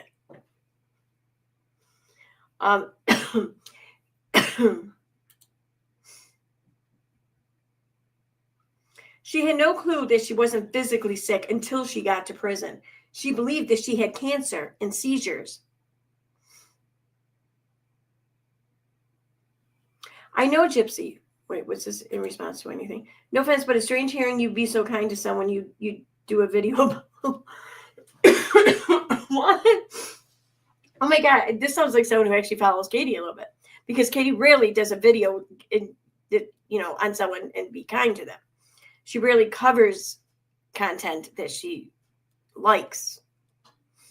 No offense, but it's strange hearing you be so kind to someone you do a video about. I understand you have a relationship with her and the family. It just seems you are being entirely too easy on her.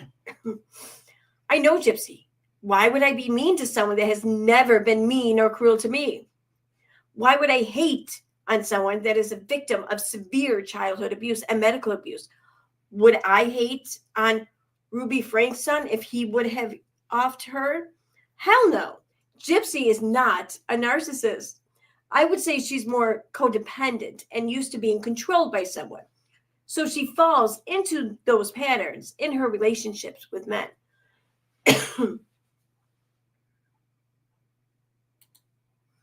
She probably is manipulative, but not maliciously. I think she's been taught to manipulate, but it's not and never is intentional. For instance, Gypsy is so naive about life that you relies a lot on her stepmother and one specific friend that I'm close to. Wow, we get it. We get it, dude. You got it in with the family. Like, calm down there. Who she bounces questions off of daily. She's constantly asking them, is this wrong? Or is this manipulative? Or what is the appropriate reaction to this? Because she has no framework. They are very honest with her, and she is so open to feedback and 100% listens to them and takes things to heart. You just can't tell her what to do, though. She's very, very stunted emotionally and maturity-wise. It's like she's 32 years old, but has the maturity of a 14-year-old. She needs a lot of support and guidance in her life, but she listens and seeks help daily. She is also in therapy.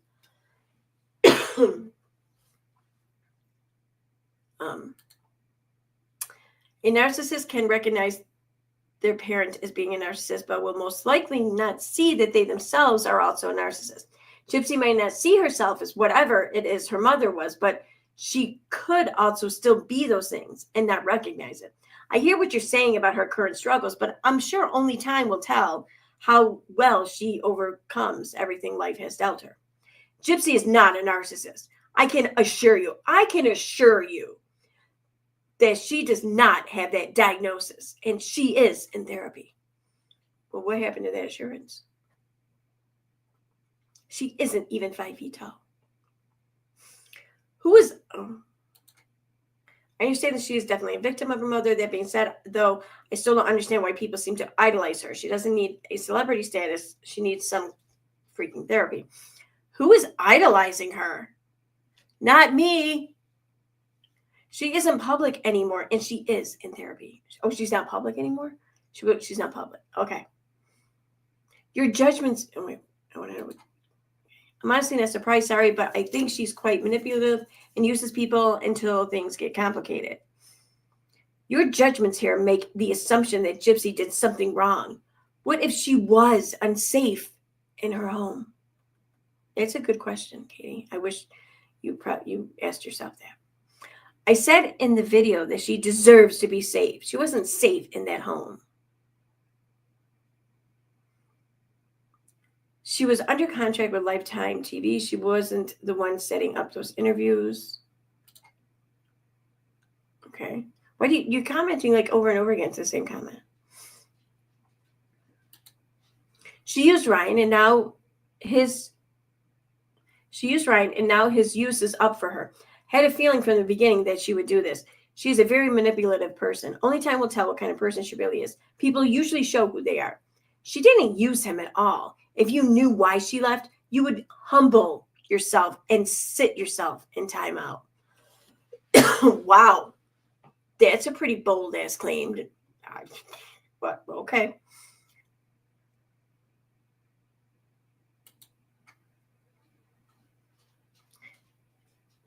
This is accurate. She kind of reminds me of a 14, 15-year-old in her maturity and experience in the world.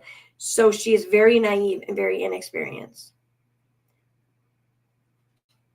She's learning how to follow her intuition and spot red flags. Her parole officer, attorney, and family all have her best interests in mind.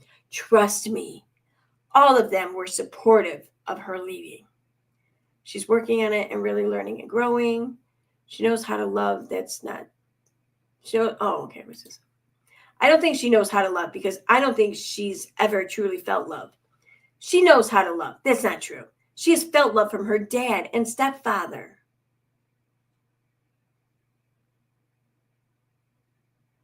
Stepfather.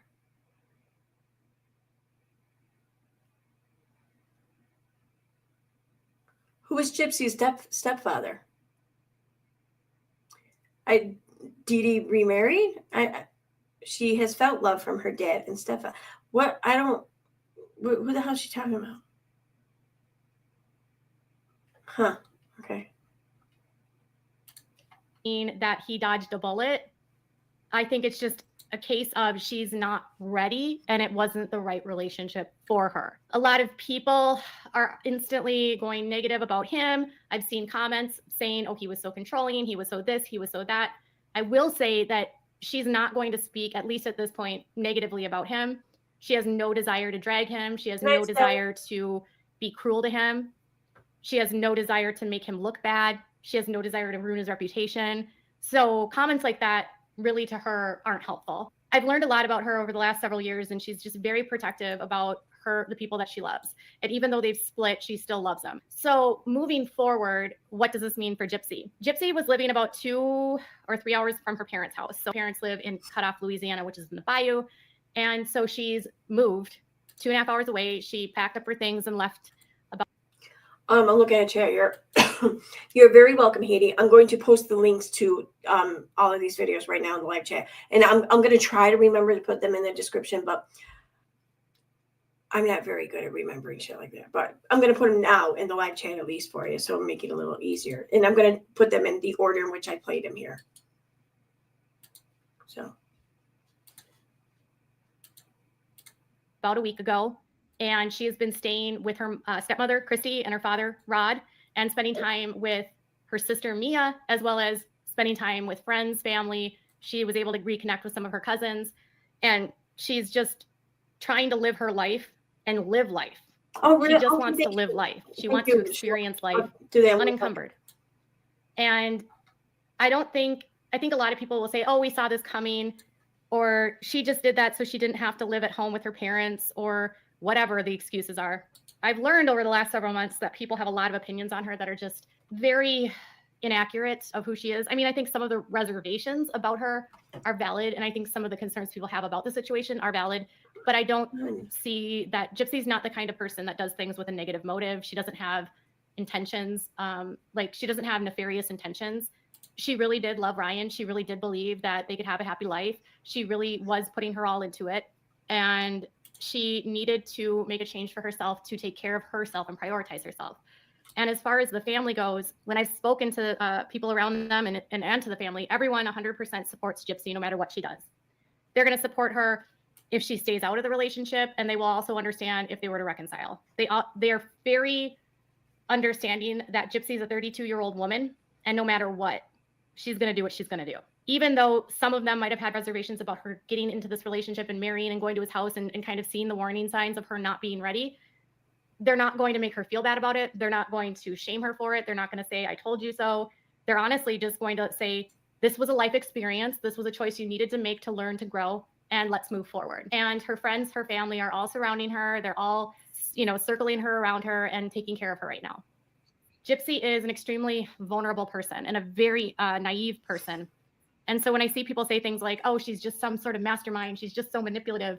And I think, oh gosh, if they actually knew her, if they actually spoke to her, or they spoke to people in her family, you would know just how wrong that is. Mm-hmm. Yes, her mother was manipulative. And yes, she grew up watching her mother do things. And yes, she grew up with people giving her a lot of praise and her mom using her as a method to make money and doing things for attention. But that doesn't mean that that's who she is. That's what her mother did. Oh, yes. And she's learning who she is today, which isn't who her mother was. And she recognizes that her mom taught her things about. Okay, so sorry, I missed these. Thank you so much, Elizabeth Brogner, for the super chat. Thank you. And where is it? Thank you, Fayette, for gifting even more memberships. Thank you. So we have gifted 20 memberships. And let's see. Bokey, I'm not sure. Jenny Pren, Dots. Hi, Dots. Dots, I want to talk to you too. I want to ask you about something I saw. It has nothing to do with Katie George, but it has to do with something else I'm kind of interested in learning more about that I think you can help me on. So I gotta get in touch with you. I don't know your contact info, so if you could maybe just, if you get time, if you want, send me an email or something on Twitter. That's EKCPeopleSuck, the channel name, at gmail.com, or at Slayer Utica, UTICA. So thank you. Dots. Gabrielle, the Maglor Maine. I'm not sure what that name means, but hi. You got to get the membership. Yay. D. Connor. Funky Cold Maria. I like that. RL Camp. Georgia. Steph. Not Warlock. Dopic. Not Warlock. Great thumbnail. Or green thumbnail. Minda Bean. Jojo the Wonder Dog. All right, I get. I'm going to butcher names even more than normal. Gotti Girl, allegedly with Brittany J. Melanie Butler, Joanna, Weeza, Claudia Robinson, Chad Warden, GA Mom. And I think that's it. So yay! Thank you, Fayette. So those whose names I just read and probably read very poorly, you were just gifted a membership thanks to Fayette and YouTube's just random pick on who gets them. So yeah. Thank you. Okay, I'll go back to playing that. About life that are wrong. She recognizes that her mom was involved in criminal activity like shoplifting and theft that she knows is wrong. No, Dots wasn't commenting in the chat. She was just gifted a membership. So I could be incorrect in this, but I think that YouTube will maybe first pick people who could be watching the stream or who were recently watching the stream, and then if they run out of people, then they'll move on to another like threshold or something. I don't know if she's watching or not. I'm assuming she is, but I could be wrong in that, and I don't know. Hopefully she gets my message though, because I thought that we were following each other on TikTok, but I can't find her on that now, so I don't know how to get in touch with her. She recognizes that because of those teachings, she has to learn about life in the real world, and she has to learn the difference between right and wrong. And she's very committed to not being like that. And when she makes a bad decision, trying to correct that and move forward. And no matter what you think about her, Katie, join us yet? regardless of if you like her or you don't like her, I will say that I would really appreciate that. Thank you. Thank you. She has a right to feel safe emotionally, mentally, physically, and she shouldn't stay in a situation where she doesn't feel emotionally safe or mentally safe. Hi, Mimi. She needs to be in a place where she can heal without any other distractions. And that's been my opinion. And that's been my opinion since the beginning. And when they got married, I, like Christy, was reserved about it. But Gypsy will do what Gypsy's going to do, and she has to learn. And so at the end of the day, they have split up, but she has a good support system. She has a supportive parole officer. She has a supportive attorney. She has supportive parents. She has supportive siblings. She's been able to reconnect with cousins and extended family members. She's got friends that are in her corner and, helping her along.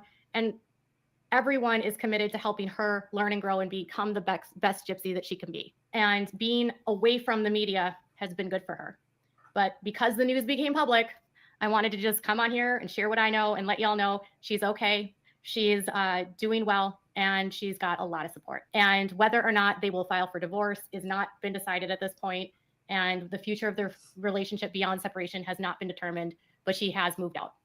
So tell me what your thoughts are about the video in the comments below. Make sure to give this video a thumbs up. Please subscribe to my channel if you haven't subscribed, and click on the bell so you never miss a video. Bye, guys. Okay, and I'm going to just play some of one more video. I'm not sure which one it is I want to play, though. Let's see. What's some of the most recent ones that she has here added? And it's not crazy fucking long. All right. So we're going to go with...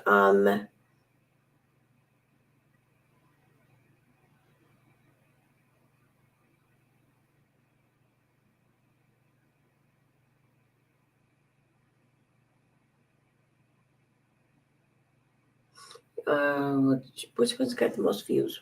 We'll go with that. All right, we'll go with this.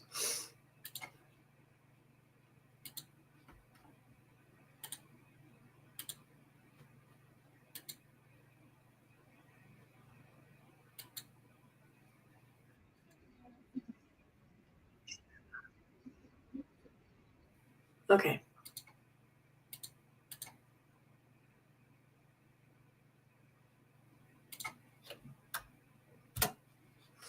So this stream is from a month ago. The exact date is December 2nd. Gypsy Rose Blanchard is in for a rude awakening with the custody of her unborn baby. Laws in the state of Louisiana could prevent her from having custody of her child, and DCFS may be at the birth. Find out why. Gypsy Rose Blanchard likely to lose custody of her baby. Why CPS will deem her an unfit parent. Women that is hitting on him. That comment you made was not smart because all of them are like, let's see it. It's fire D. I was like, yeah, it probably wasn't the best because now I'm getting hit on. Look, come holler at me and we'll send Gypsy somewhere else. And you can lay it on me. I knew that it was gonna happen. That's why I was like, let's get a joint account, because I knew that it was gonna happen. This is actually kind of the first time I've been honest, besides being honest, my attorneys, even that I haven't been completely honest with them. So I am so in love with this man. In the 5 years that we were separated, I was in pain. I couldn't get over him. Like, we were robbed of a real relationship, of a real chance together. I know, like, I'm falling right now. It's just I can't see that comment does kind of get it. I'm probably someone who defends Gypsy quite a bit, just because I think she gets a lot of hate. But there wasn't an accurate statement to make. She was not robbed of a relationship with this man. Her mother was robbed of finishing out her life, okay? And as a result of that, she was in prison, okay? She was being held accountable for her crime. I know a lot of people don't like to think that she was held accountable, but she was sentenced and she completed her sentence. So that's accountability. Whether or not she agrees with everyone else on what her role was or how sorry she is another story, but she went through the motions of accountability anyway. And so she was not robbed of anything. They were not robbed of something. Okay? No. Just no. so emotional.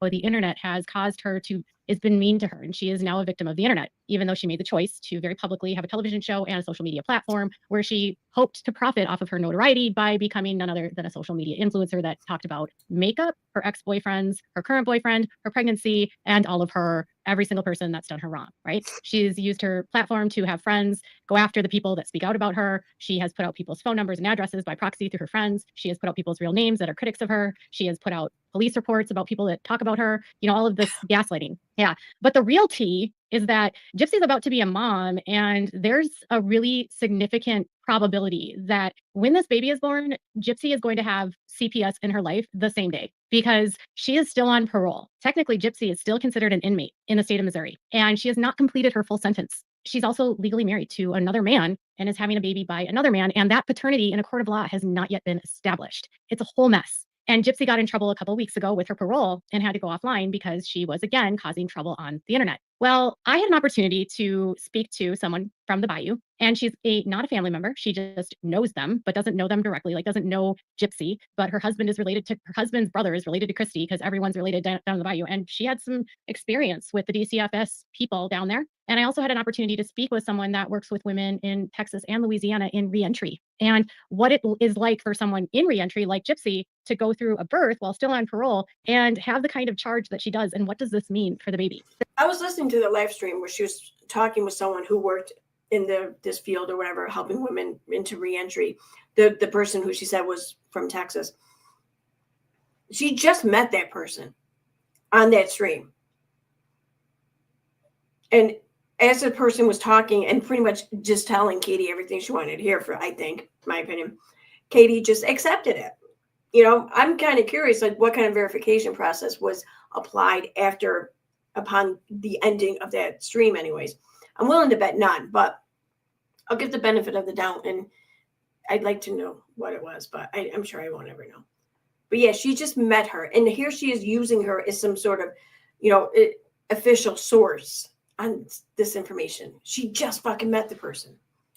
There's a lot of delusional fantasies that have been playing out publicly with Gypsy having gender reveals and baby showers and pretending like everything's going to be normal, setting up a nursery, when the truth is we don't even know if she's going to get custody of this child. We don't know if CPS is going to take that baby. We really don't know. And there's laws here that are not going to be necessarily in her favor, because there is something in the state of Louisiana about the best interest of a child and identifying children that are at risk. And because Gypsy is on parole and her conviction involves something that she did against a family member that ended their life, this could not bode well for her. So let's talk about it. I'm a person that I'm taking the steps to make sure that I'm mentally stable enough to be a parent. I might not be a perfect parent. Nobody is. But I am going to do the best I can and make educated choices with my child and have the support to do so.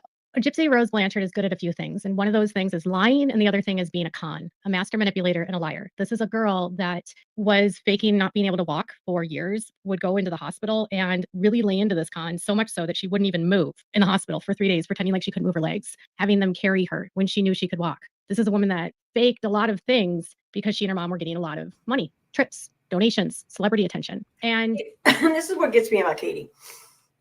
She says this and she demands change from Gypsy. She demands it. Nothing short of complete and absolute genuine change is going to pretty much convince Katie. But Katie doesn't give a shit whether or not Gypsy changes. In fact, I'm going to venture on a limb here and say that she doesn't want Gypsy to change or improve or whatever, because, well, then she's going to lose someone easy to hate on, and she's going to lose her target, really, and her content.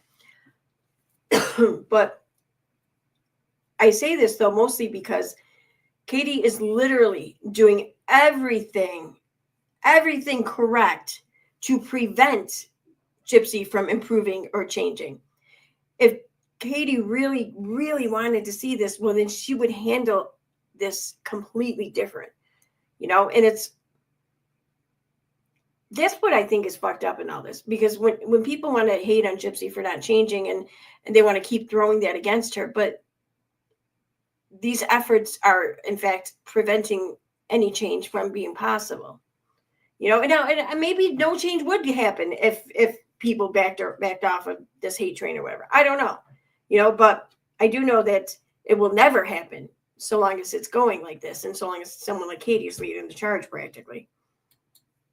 Now she's come out of prison and she hasn't even completed her sentence. And one of those is that she must complete outpatient treatment. She has to go through outpatient therapy, which she hasn't completed that portion. So she's not healed. She is not recovered. She didn't do any recovery in prison. She had access to therapy and refused to do it. And now she's on podcasts already setting the stage for people that she's not going to be a perfect parent and she's going to do what she's going to do, but she's going to have support of the people.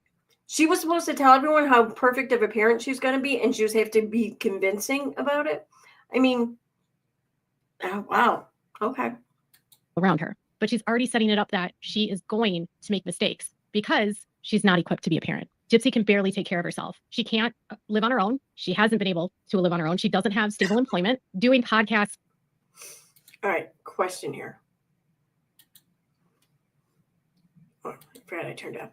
Who here listening went into parenthood for the first time convinced they were going to be a perfect parent? Now, I don't mean like you had every intention on doing things as perfect as possible. I don't mean that. I mean convinced that you were going to succeed in your efforts, that you were absolutely perfect. And who here, as a parent, has ever sat there and thought, I am a perfect parent? Seriously, who has ever thought that? Who has not gone to bed at night practically in tears, regretting like 90% of the decisions you made that day on behalf of your kid? Like, who hasn't had that self-doubt constantly at times, And here's Katie like throwing this against Gypsy. Well, what about all these other parents who are listening to her say this, who are sitting there thinking what I'm saying out loud pretty much in their head? How are they going to walk away from this feeling? And Katie should know that more than anyone, because I'm willing to bet that Katie has had just as much doubt in herself as anyone else as being a parent. I mean, she is human, I think, right? I think. And writing a book and doing the stupid show, that's not stable, it's not long-term, and it's not giving her skills necessary to have a normal job in the real world once all of this is done. None of this is sustainable. What she's doing is grifting off of the infamy and trying to morph that into fame, which she'll never have. She'll always be infamous. Comments like these cued me into things going wrong. But it wasn't just that. It was that back in July, I spoke to Christy Blanchard about this. And I told her, based on the law and child welfare in the state of Louisiana, Gypsy isn't necessarily cleared to be a parent because of her still being property of Missouri, being an inmate, and the fact that she has a violent crime against her mother, which is actually deemed a threat to her child. And Christy told me then that she knew that CPS would be involved. In fact, around that same time, there were rumors that CPS had already made contact with them. And it was in the same interview on VIL Files where Ken made weird comments about co-parenting with her. More about the technical things. So I am still living with my parents in Cutoff, which is an hour away from him. So we're like, and I'm going to be living there until I'm off of parole. So we're like, okay, how is this going to work whenever the baby's born? Like, how many days can I spend with you? And how many days can you spend with me?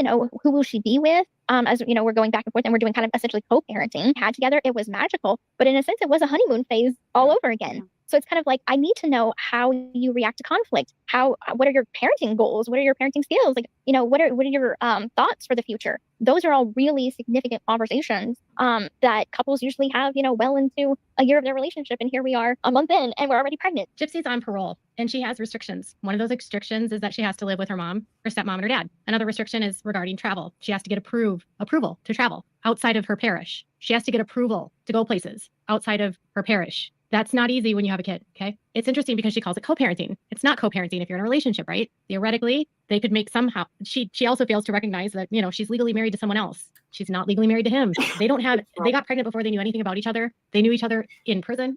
Isn't she off of parole in like a few months or something like that? Like definitely less than a year from what I understand. From what I remember. Katie's talking about this as though this is bound to fail because this is going to be like her life from here on out. It's a temporary thing, and it's not even that big of a deal, really. I think it's just one thing to prepare those watching for failure. It's another thing to root for the failure and do all you can to entice the failure from happening, As a girlfriend-boyfriend prison relationship. But I told you guys back in July, they almost broke up in July because she thought he was a loser because he was a bartender and she didn't think that would be a suitable job for having a kid. She thinks he's too immature. They tell you things without telling you things, right? Co-parenting. Where is the baby going to stay? Who is she going to be with? That's a really weird thing for a mom to say, especially if you're going to be the primary caregiver. You would assume you would go with the child because it's your child too. But it almost sounds like it's a custody situation. Listen, I already know there's a million things about are they together, are they not together? I really don't care. What I care about is that this is all a smokescreen. They're using coded language and they're lying. Gypsy has said she doesn't have a parole violation having this child. Not technically, but being on parole while she has a baby can be problematic because at any time she can actually get arrested and go to prison. Is it in the best interest of a child when a parent is on parole, especially if she's not abiding by the parole like we've witnessed, for the mom to have custody? What were to happen if Gypsy and Ken break up? What happens if they end up in family court? What happens if anyone in her family, one of the aunts on Dee Dee's side, an uncle, a cousin, a sibling, files an emergency petition for parental termination? What if anyone from the internet tips off CPS for a child in need of service or a at-risk child? What happens then to the baby? Well, it's complicated. Technically, it's not illegal for Gypsy to have a baby on parole. Technically, it's not a violation, but Gypsy hasn't completed her sentence and she hasn't completed what she needs to complete in order to successfully finish her parole. Gypsy also has mandatory mental health requirements that she has to complete. They have noted that she needs mental health therapy, which is automatically putting her in a category where the state of Missouri is qualifying her as maybe unstable due to what she endured as a child, if you believe all of the stories. A precursor and a warning of what could potentially happen to a child is who their parent is and what is their parent's history. And something that's in her history is that she committed matricide. She killed her mother. It's actually considered a crime against a family member. And when you have a violent crime and a conviction. You mean someone's mother is their family member? Get the fuck out of here. Good thing she clarified that because I'm pretty sure that the majority of her audience just never would have picked up on that shit. For murder, that can actually impact your ability to have custody of a child, especially if you end up in the family court system in a custody dispute, or if CPS gets involved because they're alerted that this child could be in immediate threat and danger. The state of Louisiana looks at what the best interests are for a child. Some of those are the potential for a child to be abused, the love, affection, and other emotional ties between the party and the child, the capacity and the disposition of each party to give the child love, affection, and spiritual guidance, the capacity and disposition of each party to provide food, clothing, medical care, and other material needs. By now, you should know that Gypsy doesn't have her own place to live, and she doesn't have stable employment. She doesn't have a driver's license, and she relies exclusively on her stepmother and Ken to do just about everything that she wants to do. She has no real independence of her own, and she hasn't taken steps to get her driver's license. And that doesn't mean you have to have a driver's license to have a kid, but it's a good start. She also doesn't have her own health insurance. She's still on Ryan's health insurance. The permanence of the family unit of the existing or proposed custodial home or homes. She's in a brand new relationship. They're not married and she's still married to someone else. And she's in a relatively new relationship with Christy and Rod because she didn't see them for 10 years before her arrest. And then she was in prison for another 8 years and they didn't raise her. The moral fitness of each party. And so as far as it affects the welfare of the child, the history of substance abuse, violence, or criminal activity of the party. Gypsy has admitted to having a chemical dependency that she's never received treatment for. She says she was addicted to opiates. She also has a history of violence and a felony murder conviction. The mental and physical health of each party. Evidence that an abused parent suffers from the effects of past abuse by the other parent shall not be grounds for denying it. The home, school, and community history of the child, the reasonable preference of the child, and the distance between the prospective residences and the responsibility for the care and rearing of the child exercised by each party. In cases involving a history of family violence, whether or not a party has sought relief under applicable law, the court shall determine an award of custody or visitation in accordance with these different laws. But the court may only find a history of committing family violence if the court finds that one instance of the family violence has resulted in serious bodily injury. So when looking at the best interest of a child from a DCFS standpoint, they're going to look at her role as a mother, and they're going to know that she caused serious bodily injury to her mother. It doesn't matter if she wielded the knife or not. That's her conviction, okay? And she hasn't completed her sentence. There's a potential for her to be abused, the child, because Gypsy is a product of an abusive home, and that wasn't an excuse for her to kill her mom. But it also is that without proper therapy herself and the capacity to actually take responsibility for her crime, which she still deflects and says she did not do, there's a propensity that she could repeat the cycle and transfer what she was doing, what she and her mom did, which was grifting and lying to get free stuff and faking illnesses. How many abusive mothers does Katie think that this woman has? Because you kind of need to have that for a repeat crime, right? To then become part of that with her daughter. The child is at risk of being a victim of Munchausen's by proxy or malingering, whichever way you view it. It's up in the air. Some say no, some say yes. I'm of the opinion that mostly it was malingering, but she's at risk because Gypsy's videos already have her talking about all the medical issues she's experiencing. She's very focused on that still. Gypsy is also in trouble if they end up in family court, because here's the deal. A judge, if they get involved and say Ken and Gypsy split up, convictions of certain felonies often lead to parents losing custodial rights. This includes homicide, aggravated assault, stalking, kidnapping, or any crime in of nature or anything that endangers a child. This means if they're convicted of the crime while being a parent, like at the same time, this doesn't mean being convicted of something, spending almost a decade or so in prison, and then having a kid. Certain criminal convictions can also prevent a parent from gaining child custody or retaining it. Any felony conviction that involves violence can cause a person to be barred from seeing their children. However, in some cases, a parent might be granted supervised visitation based on certain circumstances. Felony convictions such as aggravated assault, homicide, kidnapping, stalking typically prevent a parent from having custody. If a parent has a prior criminal history from many years earlier, it might be overlooked if the offense was not violent or a person was convicted of a misdemeanor. But a family court judge can't ignore her crime. They can't ignore that she committed matricide. And if she is going to go to court with Ken, and if they've split, she's not going to win. And frankly, to the woman I talked to that works with women that are coming out of prison and in reentry, and she helps them with their treatment programs, works in their treatment programs with them, helps them provide stable patterns and jobs, and gives them the tools to succeed, all of which Gypsy has not done or been given. There's a very high likelihood that CPS is already involved, that because of the crime and the fact that she's on parole, and because a lot of her public statements are very concerning, she's made statements publicly about her co-defendant, Nick, and that if they had a child, he was going to essay the child when the child turned 13 or 14. And she would stay with that person. Her crime itself was highly sexual and deviant. Even though she was never charged with a sex crime, there's a level of deviant behavior when it comes to sex that also could put the child at risk. She doesn't have a moral compass to know right from wrong to this day, and she continues to make bad choices. CPS can also take a... You know how, like, a lot of people in this community will often say, upon hearing Katie describe someone, they will often say that, she's describing herself. Katie herself will even say that a narcissist will often describe themselves. It's just, that's exactly what goes through my mind when I hear her say shit just like this. It's crazy. I don't know. A look at how well she has complied with her parole guidelines. Has she had violations? Has she been in trouble? Has she been warned? Has she been threatening people? Has she spoken to other inmates? Yes, yes, yes, and yes. Has she had warnings from her parole? Yes. Has she been told if she screws up again, she can go back to prison? Yes. Does she have a history of mental illness? Yes. Is she being properly treated for it? No. Has she admitted to having overwhelming emotions and anger and going off on people? Yes, we've seen her scream on the show. She has admitted to playing games with people to hurt them. She's admitted to being a pathological liar. It's going to be really tricky for her. She lives in a fantasy where she believes that she's going to have all the rights of any other mother, but she really won't. She has the state of Missouri supervising her over Louisiana, and they're ultimately who she belongs to right now. She's not free to be a mother right now. Her first priority is her parole. Add in all the layers of her history and her lack of recovery. CPS could, if they wanted to, ask her to potentially have someone else in the family be the custodian, and that she be limited in her contact with the child until she's done the work that she needs to do to have access to the child. Or if if they go through a DCFS investigation, and they go through the process of determining who is a responsible party here. And if Ken is deemed the responsible party, they are likely to say, you can have the baby, Ken, but she can't live with you. I think the restrictions on living are not just parole. I think the restrictions on living also have to do with the fact that there's a risk that she's going to lose this child. And they're not telling you that. They're lying. They're acting like everything is hunky-dory and it's going to be okay. And this was the biggest fear the family had, was her getting pregnant, because they feared if she got pregnant, she's not equipped to taking care of the child, and they feared that the child would be taken by the state because of her parole. So don't be disillusioned that this is all a performance, because it's what she's done for years. The other person I talked to who grew up in Lafourche Parish, said that she's had experience with other family members that have been on parole and probation and have a history not like Gypsy, but violent. And CPS is at the birth, making directives about what the plan will be for the medical care for the child and where the child's going to go living. And then the other question is,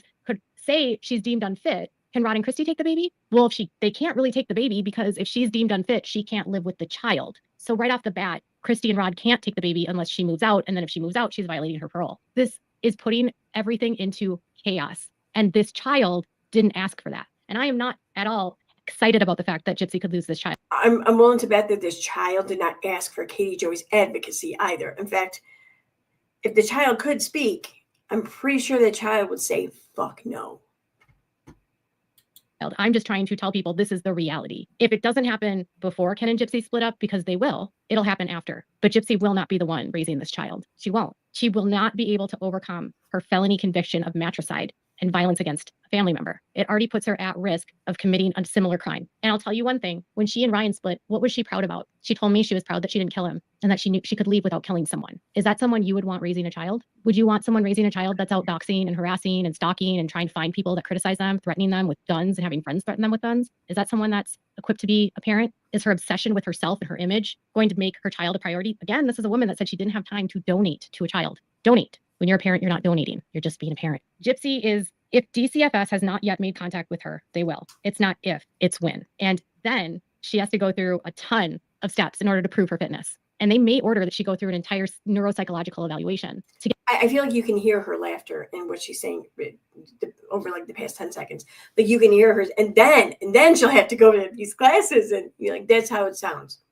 Get a proper diagnosis, not some BS telehealth, therapist that's not actually having her go through the detailed testing that can actually pinpoint if she has a personality disorder, which most people think she does. This baby is at risk of a lifetime of exploitation, abuse, and neglect. And the best thing that could be done would be for her rights to be stripped as a parent, that she have no access to a child, and that somebody else, either Ken or someone in the family, raise the child. And I don't think Gypsy is recognizing just how serious this is and how her continued bad behavior is just making it easier for parole and CPS to say, you're not fit. And that's what's happening. Now, could she end up with the child? Sure. But if she ends up in family court, like I said, most judges are not going to allow her custody because of her conviction of murder. It's too violent of a crime. It's not aggravated assault. It's not simple battery. It's murder. It's not manslaughter. It's murder. So what are your thoughts? Let me know in the comments below. Make sure to give this video a thumbs up. Make sure to subscribe to my channel if you haven't subscribed, and click the bell so you never miss a video. Bye, everyone.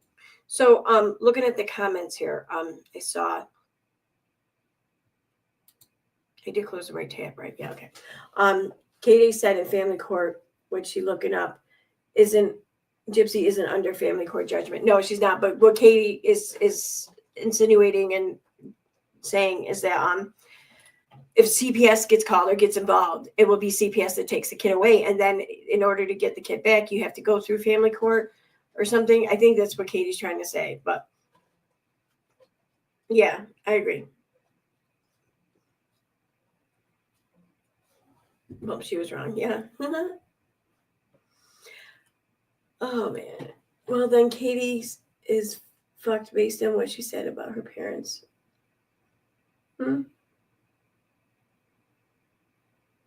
She's so deep in this girl's life for no reason. Yep. And don't get me wrong, Gypsy put so much of her life out there publicly, and she still does. As long as she continues to be on her platforms as a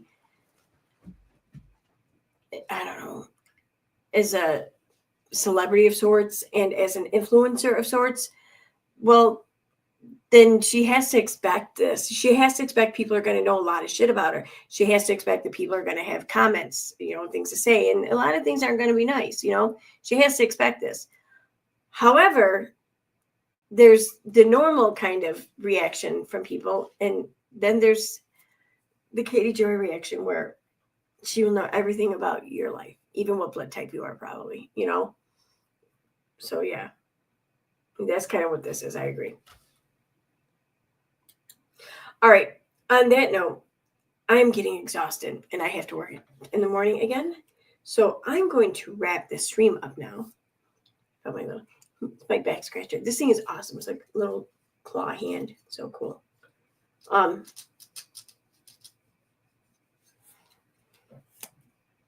So yeah. Okay, so again, I want to thank everyone for the immense outpouring of support I've experienced over the past few days since the last time. Was it? I don't think it was the last time I streamed. I think it was the time before that, when I explained a little bit of what I've been experiencing as a result of some legal things. So yeah, I want to really thank everyone for that, because a lot of people, and people who some people I didn't expect. And I'm very, very appreciative for that. And I'm very appreciative for those who could everyone could empathize, but I'm really appreciative for those who could easily empathize, because I don't know, it's kind of like they've bared witness, you know what I mean? So I'm really appreciative of that. And of course, for all the birthday wishes and every kind thing that anyone said or done as a result of birthday and support and everything. Like, thank you guys so much. Like, I feel like this sense of community, this friendship, like, and not so much when I'm streaming, but like just talking with people, like in DMs and on social media or whatever, like this is the kind of thing that I think a lot of us have maybe been missing in our lives. Maybe it's just because it becomes a little less frequent as you get older. Like, I think that's part here, or maybe COVID still has an influence on this, or just no one's really got time either to like really nurture relationships. Maybe, I don't know, but I feel like this has been a large part of what I've been missing in my life. And I want to thank you guys all for being here. So I appreciate it.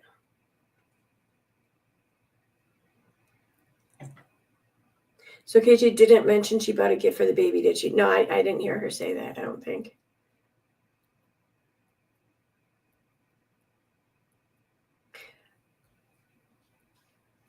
No, I don't get notified if an item is bought. And you can, I didn't turn that on though. I don't want to turn that on. I can investigate, kind of like if I pull up items on the list, if something's been bought, I'll get like a are you sure kind of thing. Like, I'm pulling it up, like I might buy it. Like, are you sure you want to do that? It's usually a tip off, but I haven't done that and I'm not about to. So I'm seriously, here's what's going to happen. So I'm going to wait like 2 weeks just to be safe. What is this? January 5th. So we'll figure, we'll say like January 20th or so, I'll do a stream. I won't open up anything I get before then. So I'll do it there on stream, because I don't know.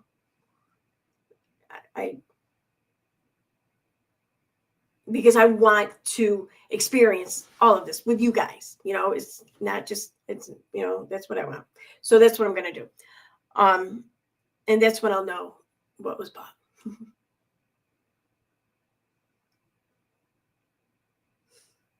Thank you, Anna. All right, guys. On that note, I am going to wrap this up. So thank you, everyone, for being here. Thank you for your support. What's tomorrow, Sunday? I'm going to try to stream tomorrow night. If I don't really have anything in mind. So if something comes to mind to stream about, then I'm definitely going to stream tomorrow night, because I'm not working late or anything. So, okay. All right. Bye, guys. Thank you again for being here, and have a good night. Where's my outro? Bye.